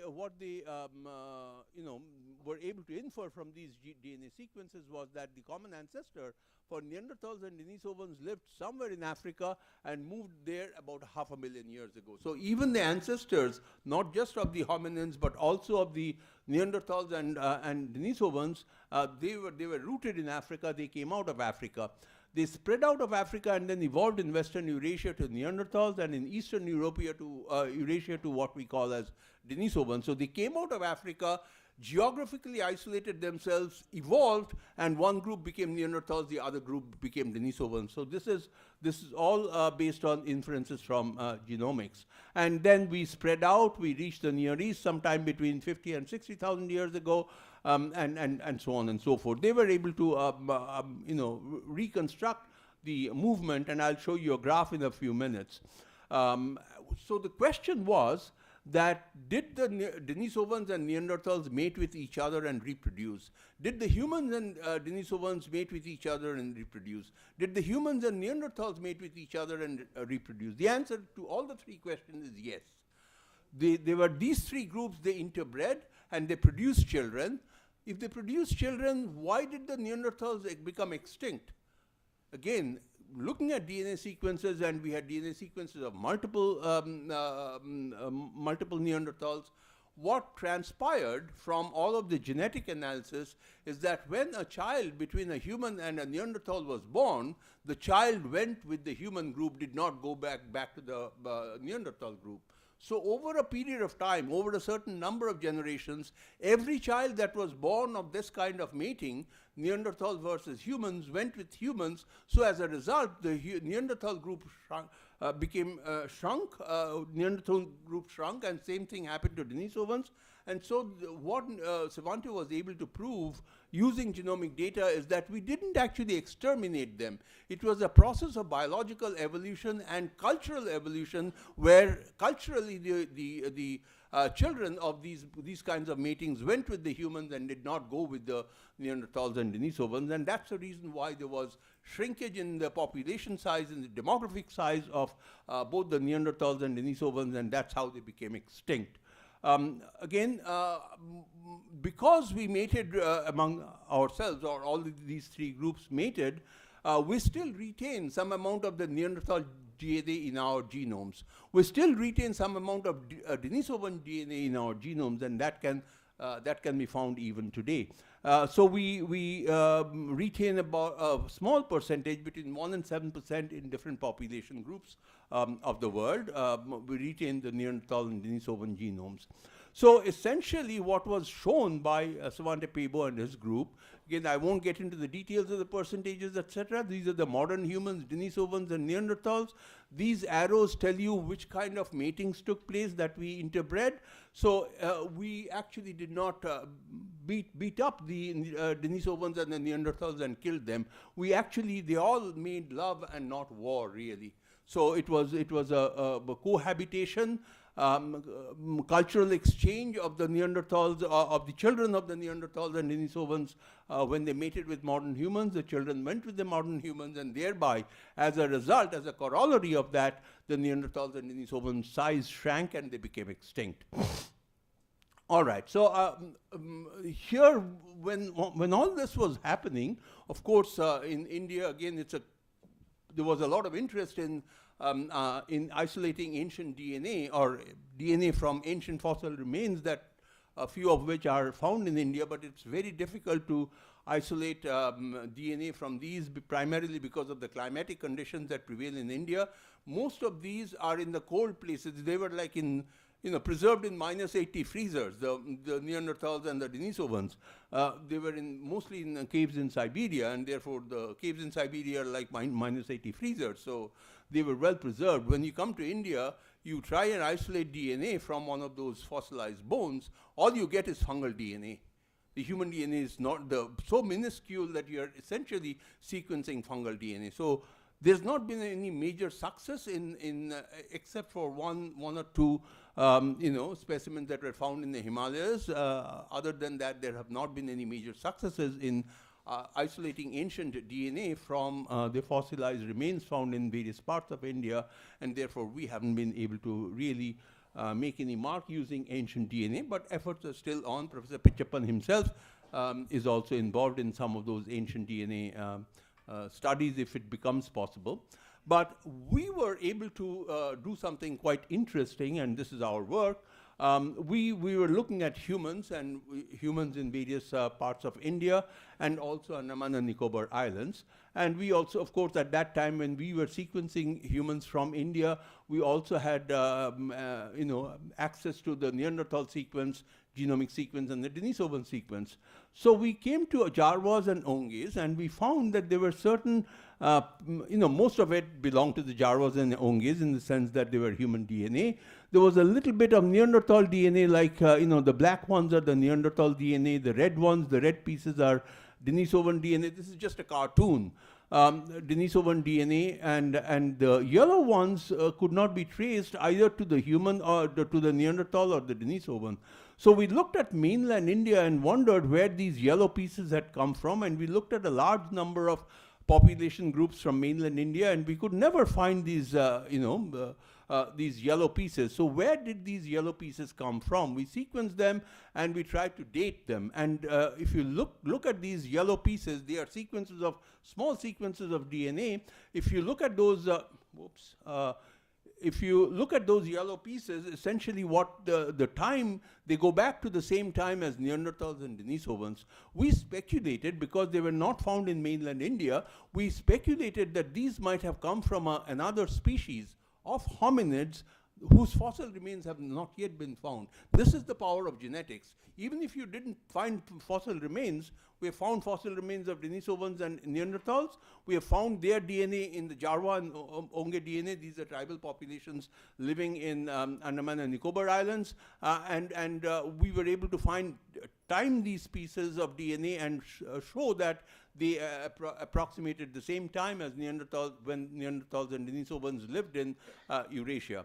We looked at Southeast Asia, and we found that certain tribal populations in Southeast Asia also had these yellow pieces of DNA, but the fossil remains could not be related to any of the known fossils of in different parts of Eurasia.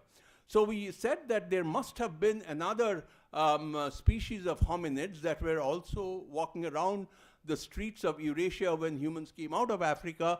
We also intermixed with them, and that's how we got this DNA, but no fossil remains, and therefore no extraction from the ancient DNA and sequencing of the ancient DNA has happened yet. We published this paper in Nature Genetics. I will not even go and explain that. So we provided a detailed model as to what this may have been.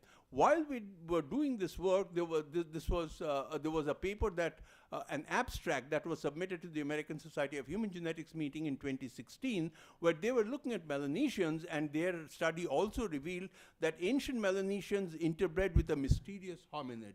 This mysterious hominid is neither a Neanderthal or a Denisovan, but some others. So there, among Melanesians also, they found DNA evidence that there was another species of humans that roamed about the streets of Eurasia at that time. So I'll come to the last part of my talk and essentially focus on India and just tell you a little bit about the what we have been able to decipher from the ethnic groups of India.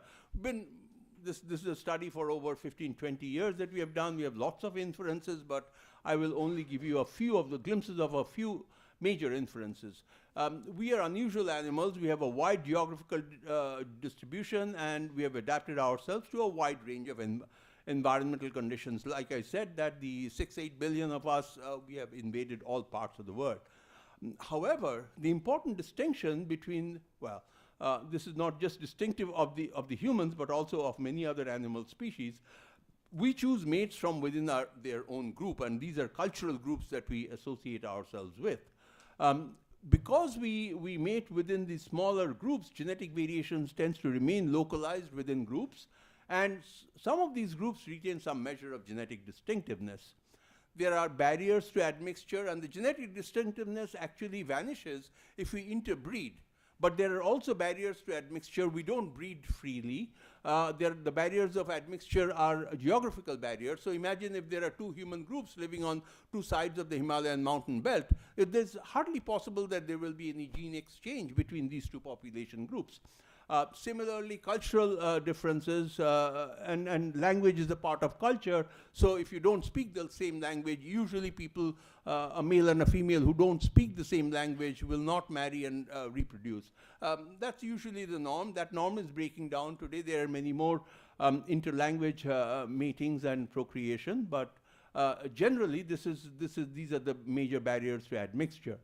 So the expectation is, as a result of all of this, older populations should possess greater within population genetic diversity. And what we see is that if you look at genetic diversity within Africa, genetic diversity of humans within Africa, you find if you take a bunch of individuals from within Africa, sequence their genomes and ask yourself how much of diversity is there in the genomes, and if you do ask this question from multiple regions, that Africa has the highest amount of diversity, followed by Asia, followed by Europe, Australia, and New Guinea. We'll remember this, the highest diversity, and one of the reasons why Africa has the highest human diversity is because we evolved in Africa. So there was a much longer period of time that we evolved in Africa, and therefore a larger number of mutations could accumulate. And these mitochondria also contain DNA, which is a circular DNA molecule of about 16,000 nucleotides long, and we can linearize it and sequence it, etc. And based on certain constellation of mutations that are found in the mitochondrial DNA, we can define some classes called haplogroups. I'm not going to define in any great detail, but these are the haplogroups that one talks about, A, B, C, D, etc. And if you look from the left to the right, these are the oldest ones and these are the newest ones. We can actually arrange, like I said right in the beginning, those 22 individuals, we can actually sequence them and find the relationship. So similarly, and they will route to one particular individual. Similarly, these different DNA sequences of the mitochondria that are called A, B, C, D, etc. These are classes of mitochondria. They, as you move from the left to the right, the leftmost ones are the oldest ones and the rightmost ones are the newest ones. If we look at the distribution of these different kinds of mitochondria on the human population residing in various parts of the world, what do you see? This is what you see. I won't let you gaze at this for a long time because I'm running out of time. Essentially what you see is that the oldest ones, like these ones, they're colored, you will see that these ones are primarily found in Africa. So these are the oldest haplogroups. And if you look at the New World, if you look at the Americas were people not too many years ago, about 30,000 years ago, when people moved over, crossed the Bering Strait and went and populated the New World. You find the newest kinds of haplogroups there, and essentially the newest, most recent types of DNA are found in the New World. The oldest are found in Africa, and the intermediate ones are found in Eurasia. So this is consistent with humans having evolved in Africa, moving out of Africa, moving into Asia, and eventually populating the New World. The Americas are called the New World. This is mitochondrial DNA. I'm sorry, I mixed up. What I showed you was Y chromosomal DNA. Y chromosomal DNA is inherited, is provided by the father to all his sons. The daughters do not have Y chromosomes, and therefore, though that was tracking male population movements. The mitochondrial DNA, on the other hand, these are the haplogroups of the mitochondria. They are called L1, L2, etc. But essentially, the ones on the left are the oldest, the ones on the right are the newest. You can even guess what I'm going to show you, that it's exactly the same story. If you look at mitochondrial DNA types that are available, frequencies of the different types, the oldest ones are found in high frequency in Africa. The newest ones, like these ones, are found in high frequency in the New World, and Middle East and Eurasia has a large amount of diversity with lots of different types of mitochondrial types, and they're all intermediate in age. So again, consistent with humans having evolved in Africa, moving out of Africa into Asia and Eurasia, and ultimately peopling the New World. So this is what the broad brush picture is. We wanted to map human diversity in Asia, and this paper was published some years ago in Science. All that I will show you, I won't get into the details. Each one of this is a population sample from different parts of Asia. You can't even read the names because it's too small. I want to point out just two things. This is rooted, and the root is in Africa. This is rooted in Africa. So as you move from this to this side, these are the oldest populations and these are the newest populations. The question that we had is, how are the Indian people peoples of India, populations of India placed with respect to the African populations. And what we found in this genomic diversity in Asia is that we had a very early divergence, and these are populations from India. We had multiple populations from India. This is north and east of India, and this is from South India. But anyway, what happened was that this is Africa, and so immediately after Africa, we have our population divergence. Won't get into the nitty-gritty details of it, but all that it means is that the Indian populations are had an early divergence from the African populations. In other words, we evolved for a much longer period of time compared to other populations in Asia, next only to Africa.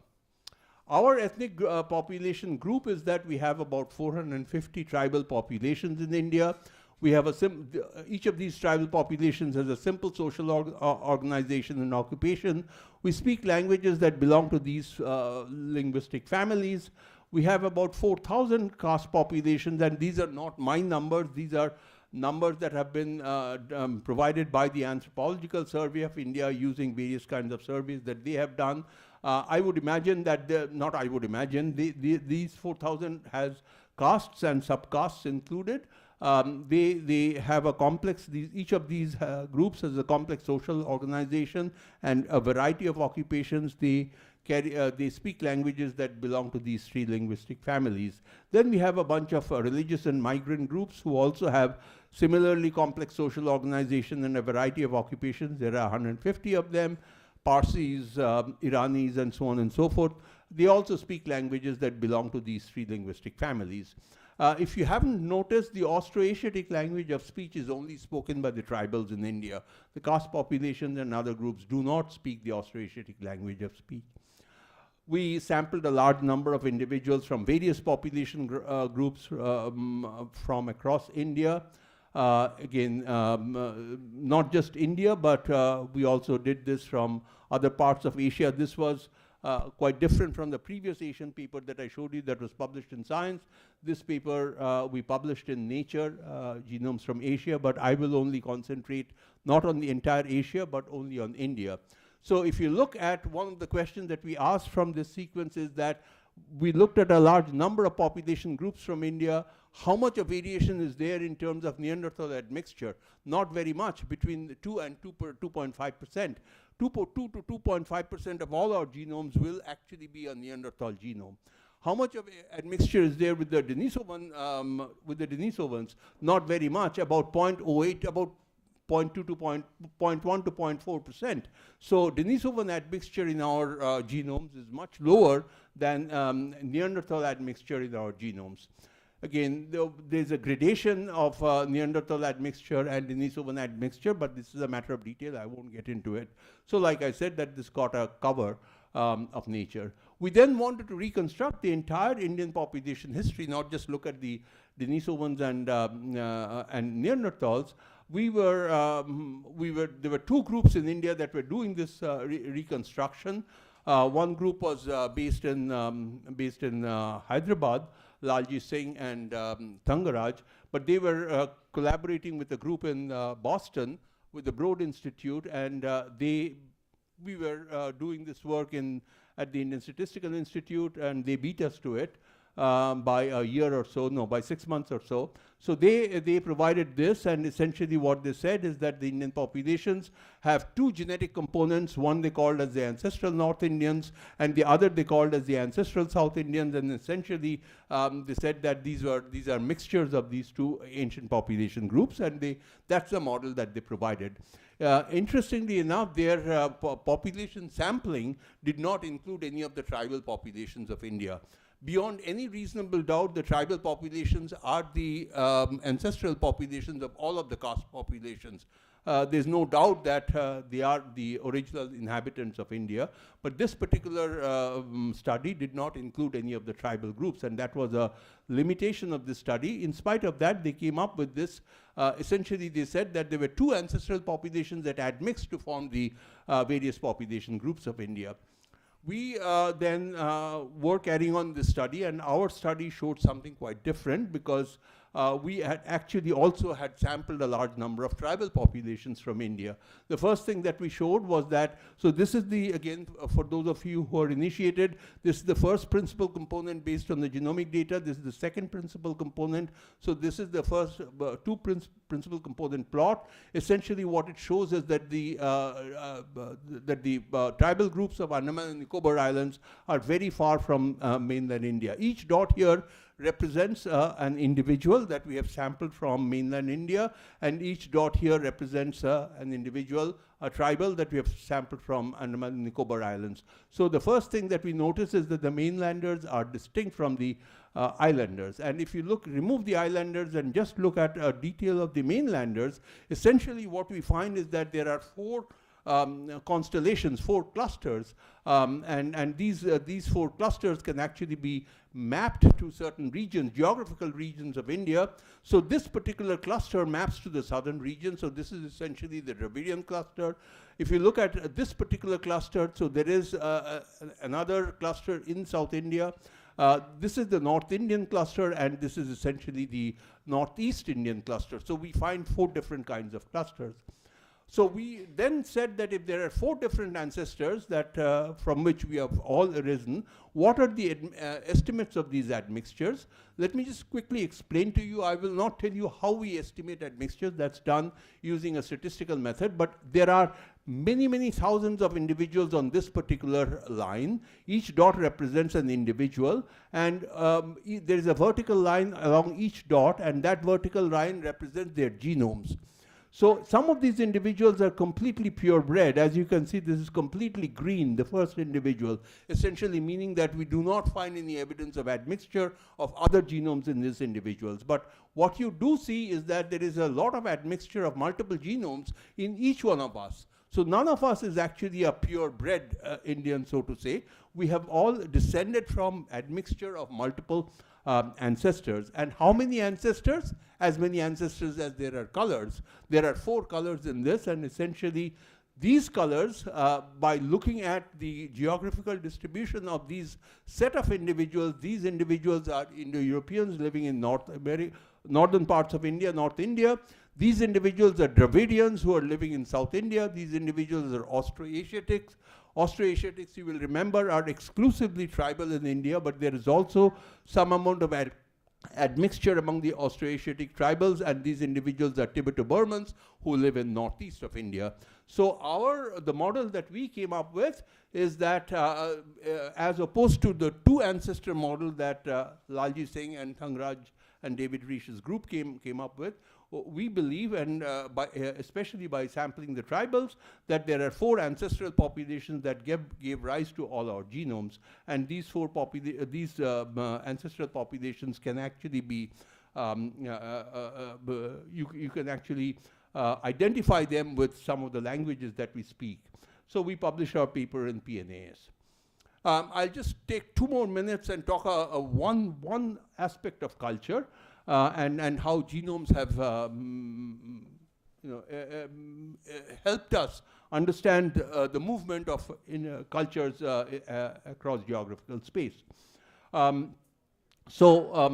there is human movement, there is population movement, there is pressure on natural resources, and humans then move to new areas. This eventually leads to innovation, and when there is innovation, it leads to export. And this export can happen in one of two ways. It can happen without actual movement of people, or it can happen with actual movement of people. When there is no movement of people, this is called cultural diffusion, and when there is actual movement of people in taking a particular innovation to another geographical region, that's called demic diffusion. And of course, we can reconstruct a particular phenomenon, cultural diffusion as well, or cultural movement as well.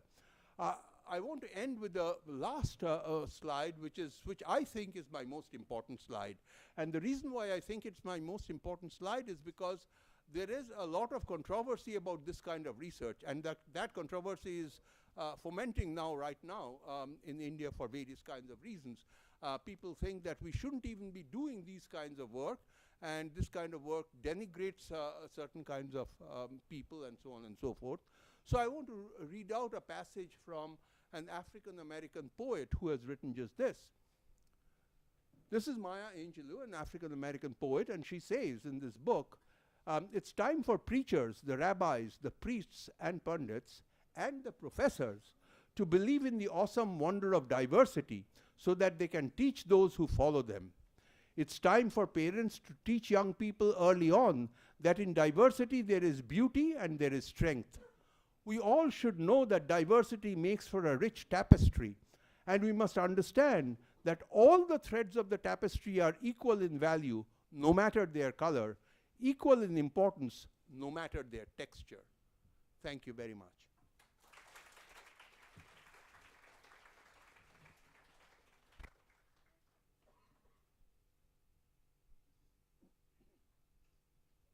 Any questions?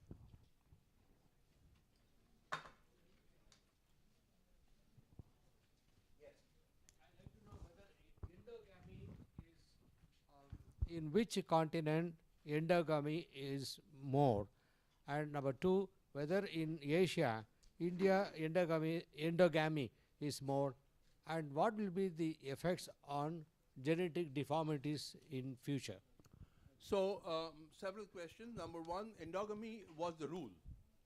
That was the prevailing rule in all parts of the world. As humans evolved, as demographic size of humans increased, and then over a period of time when we became more mobile and we met other kinds of population groups, we started admixing, and those are the admixture estimates that I showed you are a result of that.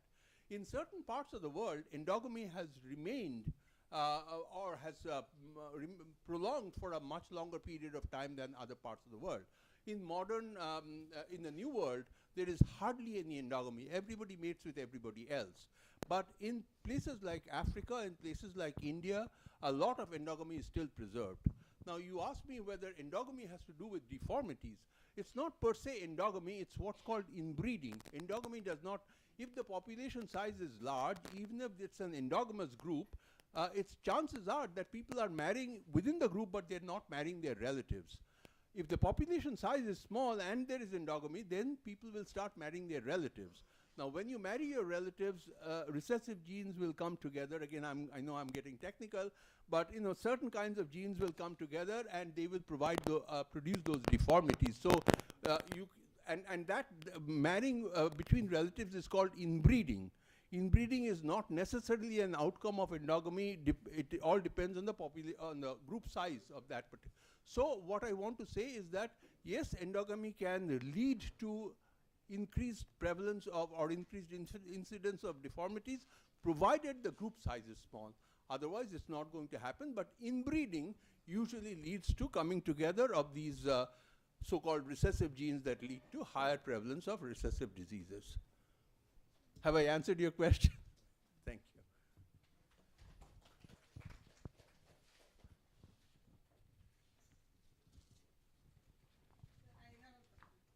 Yes, Professor.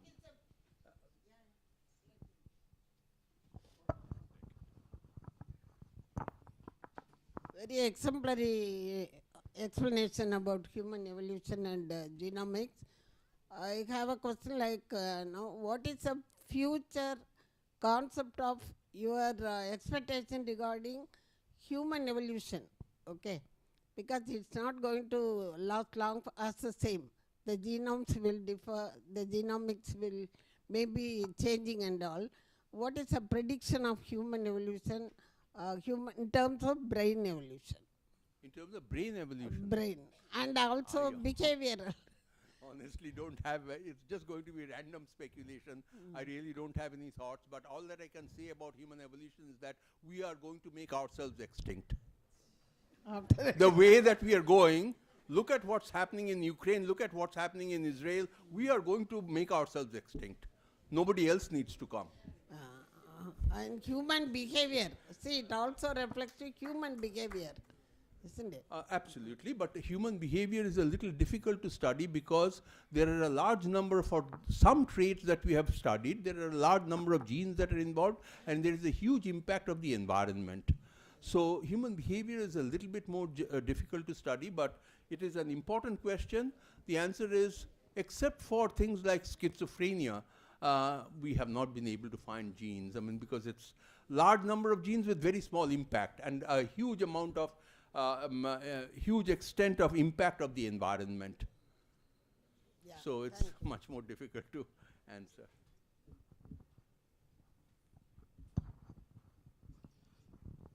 Sir, this, the language used by the first Homo sapiens in Africa, is it still being used now? Probably not. Some people believe that they have a click sound, click language in Africa. Some people believe that that click language may be the originator of all languages. I honestly don't know. I have read some origin of language thing. I think the opinion is still divided. I don't think that anybody knows. Jared Diamond has written books, and he also thinks that it's still unclear. And what about the number of chromosomes from Australopithecus to Homo sapiens? Any idea? I think it's remained the same. Number of chromosomes. Yeah, I think it's remained the same. Maybe Same. Professor Pichappan would know. Would you know? I think it's remained the same. I don't think there has been any major changes in the chromosomal number. Same pairs. In the hominid line of descent, I don't think there has been any change in chromosome number. Okay, thank you. A very excellent presentation, Thank sir. you. Thank you. My doubt is, why do the DNA in the fossils get degraded? Oh, why do they get degraded? Because primarily because even if I isolate DNA from you and I don't put it in the refrigerator, first of all, it gets fragmented because of the heat. Secondly, if you leave it out in the open, fungus will grow. And fungus also has DNA. So fungus will grow rapidly, and the human DNA is finite. The fungus is growing, and so fungal DNA will actually overtake the human DNA. So that's the reason why one finds it so difficult to do ancient DNA work in India, because all of our bones have been lying in the Deccan Plateau and all of this, rain, sunshine, fungal growth. So this is what happens. But if we find an intact fossil, can we find an intact fossil? Oh, there are many intact fossils. Intact meaning well-preserved fossils, but even so, it's, like I said, that Siberia is like a -80 refrigerator, right? Here, we are just looking at room temperature and vagaries of climate, etc. Lots of contamination happens, and that's the reason why it's been so difficult. We isolate DNA and sequence it, and try and find where do these sequences map to. Most of them map to fungal DNA. And any reason why Neanderthals went with hominids, humans? Neanderthals mated with humans. Yeah. Well, they look like. No, the offsprings went along with the Oh, we don't know. We don't know. We don't know that. That was a model, and it was tested, and that model was found to be statistically the most plausible model. And that also automatically explained as a corollary that Neanderthals and Denisovans, their demographic size shrank over a period of time, over a certain number of generations, and they became extinct. Thank you so much, sir. Sure, thank you. In cultural differences, the collectivism and individualism is considered to be one of the differentiators between different societies. And there is something called the rice theory and wheat theory, which has encouraged either collectivism or individualism. Do we have any thing like genomic studies connecting these climate and other kind of things? No, I don't think so, not yet. Okay. Not that I have seen any, no. One more question, it's good that you ended with Maya Angelou's emphasis on diversity. I would like to add one thing on that, like harmony is an outcome of diversity. Only when we have diversity, we have harmony. Sure. Is there any truth that because of enforced endogamy between caste groups, that we have developed significant unique genetic markers, or is it just a pseudo-science? No. So we haven't developed genetic markers. Genetic markers develop randomly. Mutations are random. Now, whether they are preserved within groups, the frequencies are preserved within groups, primarily because we are not outbreeding. If there is endogamy, then those mutations that arise within the group remain within the group, and they increase in frequency oftentimes. Okay. So they are not generating. Generation is random, but because of endogamy, it remains there. Okay. Thank you. Very good afternoon, sir. This is Balaji from Coimbatore.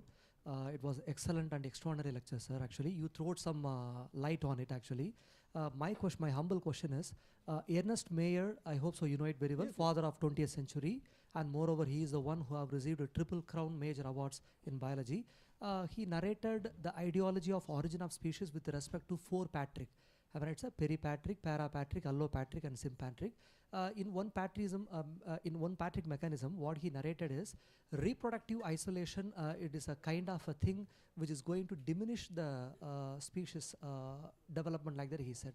Do you have any ideology, the reproductive isolation, that wherein which he mentioned very clearly, multiple horses are into a particular region, but when it is come to the reproduction, white color horse is mating with white color only, brown with brown, black with black.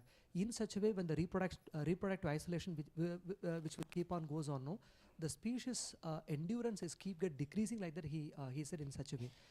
Any ideas, sir? Please. So again, I mean, in reproductive isolation, when there is reproductive isolation, when the individuals are marrying within the group and procreating, if the so they have a genetic constellation that is suited to that particular environment. Now, if the environment changes, then they will be under the pressure of natural selection. However, if they were outbreeding, then they would probably mate with another group that's living in another environmental conditions, and their genes then would become more suited to even. So the chances of their becoming extinct because of reproductive isolation as a resulting from, I'm just giving one example of environmental change, diminishes if they are outbreeding. And also, the question that was asked, the first question that was asked is with respect to inbreeding. Endogamy also, or reproductive isolation also encourages inbreeding, and inbreeding leads to different kinds of genetic defects that are oftentimes, selected against. So that also is an outcome of, Sure. Thank you, Partha. Yeah. For the nice lecture. It's a very interesting question about the diversity. See, the India is a classical example of unity in diversity, as you used to say that. So the purpose of these studies are all to understand better and celebrate our heritage. And if at all, in this era of predictive medicine, whether we can use this diversity to alleviate some of our sufferings, especially, say, for example, cancer or any other behavioral disorders, as you said. And one thing, as with reference to the other officer's question, Sangvi, Ayurvedic Harvey, as well as Festenstein. First one in 1981 study on the biology of the people of Tamil Nadu, wherein K.C. Malhotra was sampling here during Kamaraj period. The second one was one by Paul Festenstein on leprosy families. I do not know how they came to the conclusion, because I am not a statistician. By statistical methods, they have suggested, had inbreeding been going on for millennia, by now all deleterious genes have been eliminated, they said. So one is inbreeding, as you said, that endogamy and inbreeding. Inbreeding was the highest in Andhra Brahmins. The Brahmins of northern India, inbreeding is a taboo. Whereas when they come to south, it is just a small population migrating, cling together, they marry within themselves. And uncle-niece marriages, the closest possible.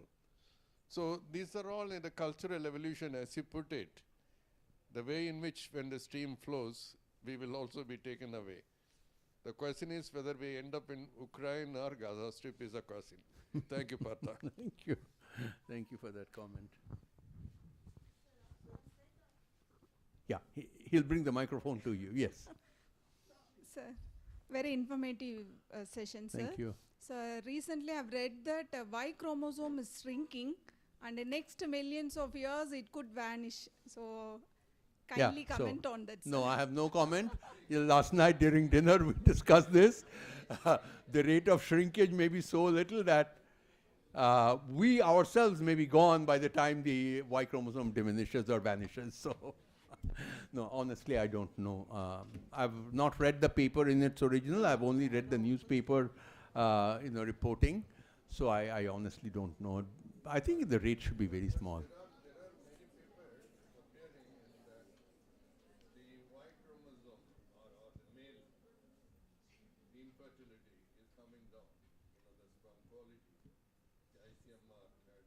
Right, sperm quality, yes, yes.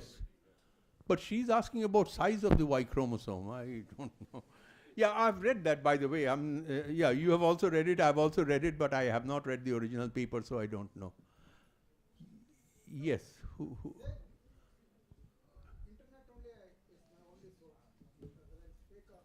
I also don't know.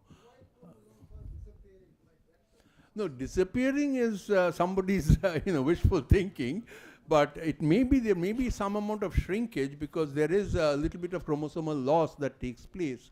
But again, I don't know. I have to, without reading the original paper, it's not good for me to comment. She has a question. Yeah. Sir, you said that we exterminated the Neanderthals and no, we did not. I said we did not. So, but I said that we did not exterminate them. We actually mated with them. The outcome, the children came with us, and therefore the parental size shrank. Okay, but actually we are not having the Neanderthals, as you have mentioned at one point. 40,000 years yes, they are extinct. They are extinct. So, but even during my child time, so they were saying that the Neanderthals, they were residing in deep interior forest, and at times they could, some of them, they have noticed the Neanderthals. I've shown you a picture of a Heidelberg man, right? Yes. If you met that man in a forest, you would think that he's your forefather, right? You couldn't distinguish. So what they're calling as Neanderthals are probably some tribals. So, no, Neanderthals. We didn't meet the Neanderthals in India, for sure. We have a little bit of their DNA, as I showed you, that 1 to 5% of our DNA. Sir? Future evolution, like you say, what is in the genetic way, whether we have a future evolution, human beings will be superhuman beings, and whether what do you recommend? Even though it is a slow, gradual process, it takes millions of years. Do you foresee further evolution of human race? I'm not being pessimistic, but I seriously believe that we are going to exterminate ourselves. The way that we are going, I mean, look at this, that you can sit in a country and explode all the pagers of another country and kill those people. Today we are all carrying mobile phones, right? What if somebody gets the technology to blow up all our mobile phones? We'll all be dead. And we are doing this. So I suspect that our future is bleak. I'm not being pessimistic, but the way that we are going, unless we mend our ways, it's very bleak. So you are a government advisor. Government advisor, is it not? Who, so me? You. No, I don't advise anybody. Advisor. I only but teach students. Your research findings, how do you advocate exogamy to the government? What recommendations you do? No, I don't. Honestly, if you ask me, honestly, I don't think that we should impinge on cultures of peoples. But tacitly we should implement, in the long run. Tacitly, I mean, not patently, but it should be encouraged, exogamy encouraging should be exogamy? encouraged. Well, I don't know. By the government. Yeah, but they tried to do that with the Andaman tribal populations, right? And it had very negative consequences. Oh. So I honestly think that one shouldn't even impact on other people's cultures. It will evolve, and then sometimes this natural evolution should take place. I don't think we should impinge and attack them from an artificial evolution point of view. Okay. What do you think of the recent rise in the IVF, in vitro fertilization? What do you foresee? The in vitro fertilization, meaning that foresee in terms of what? There'll be less childless families, yes, I agree. That's something that's completely predictable, that people who can afford in vitro fertilization, it's still quite expensive, people who can afford will not remain childless, they will have children. Yeah, but some of them are also a lot of abnormalities. A lot of? If they don't do the procedure right, then you get a lot of offspring with genetic abnormalities. So that is going to affect the population? Well, I don't know this very clearly. Sorry to interrupt. Due to lack of time. Thank you, sir. Oh, thank you. Thank you very much. Oh, you. Yeah. Now I invite our alumnus, Dr. Natarajan Sivasubramanian, Professor Emeritus, Department of Medicine, Section of Cardiology, Co-Director, Winter Center for Heart Failure, Baylor College of Medicine, Houston, Texas, USA, to thank our resource person, Professor Dr. Partha Pradim Manjumdar, for his lecture.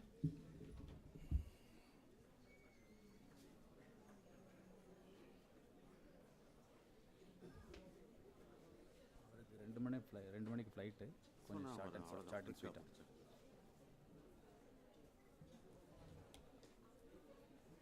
Actually, it is a wonderful lecture. I think a lot of eye-opening findings.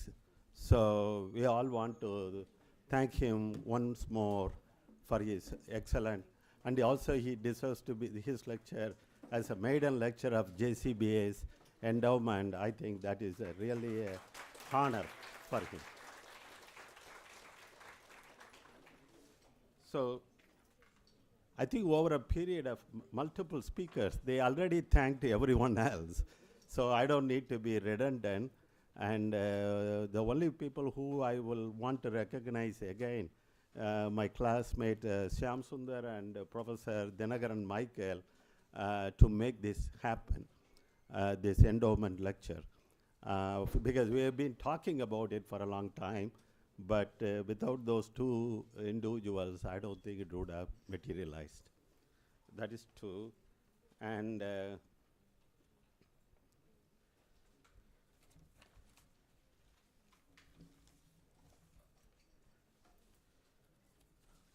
also want to thank all the donors who contributed this, and I also request them to contribute more so that these lectures will be even more interesting. Finally, I want to thank the conveners, Dr. Joy Sharmila and Mr. Dr. Velladurai, for organizing this a wonderful meeting. Thank you very much. Thank you so much, sir.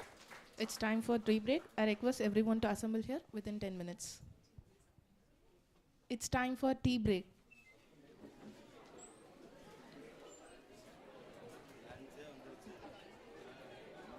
I request everyone to assemble here within 10 minutes.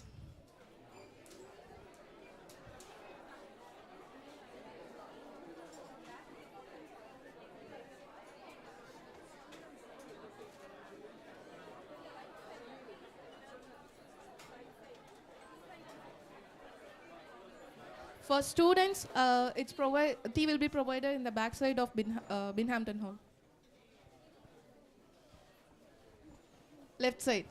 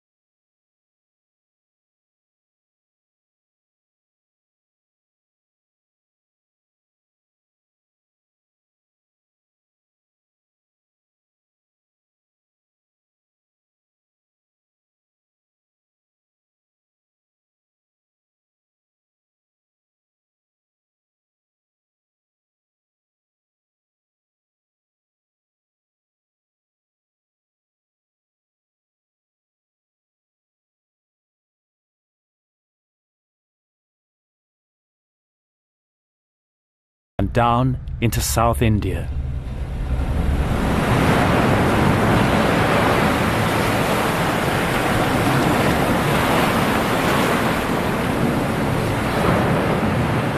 They were beachcombers, barefoot hunter-gatherers, driven as human beings always have been, by chance.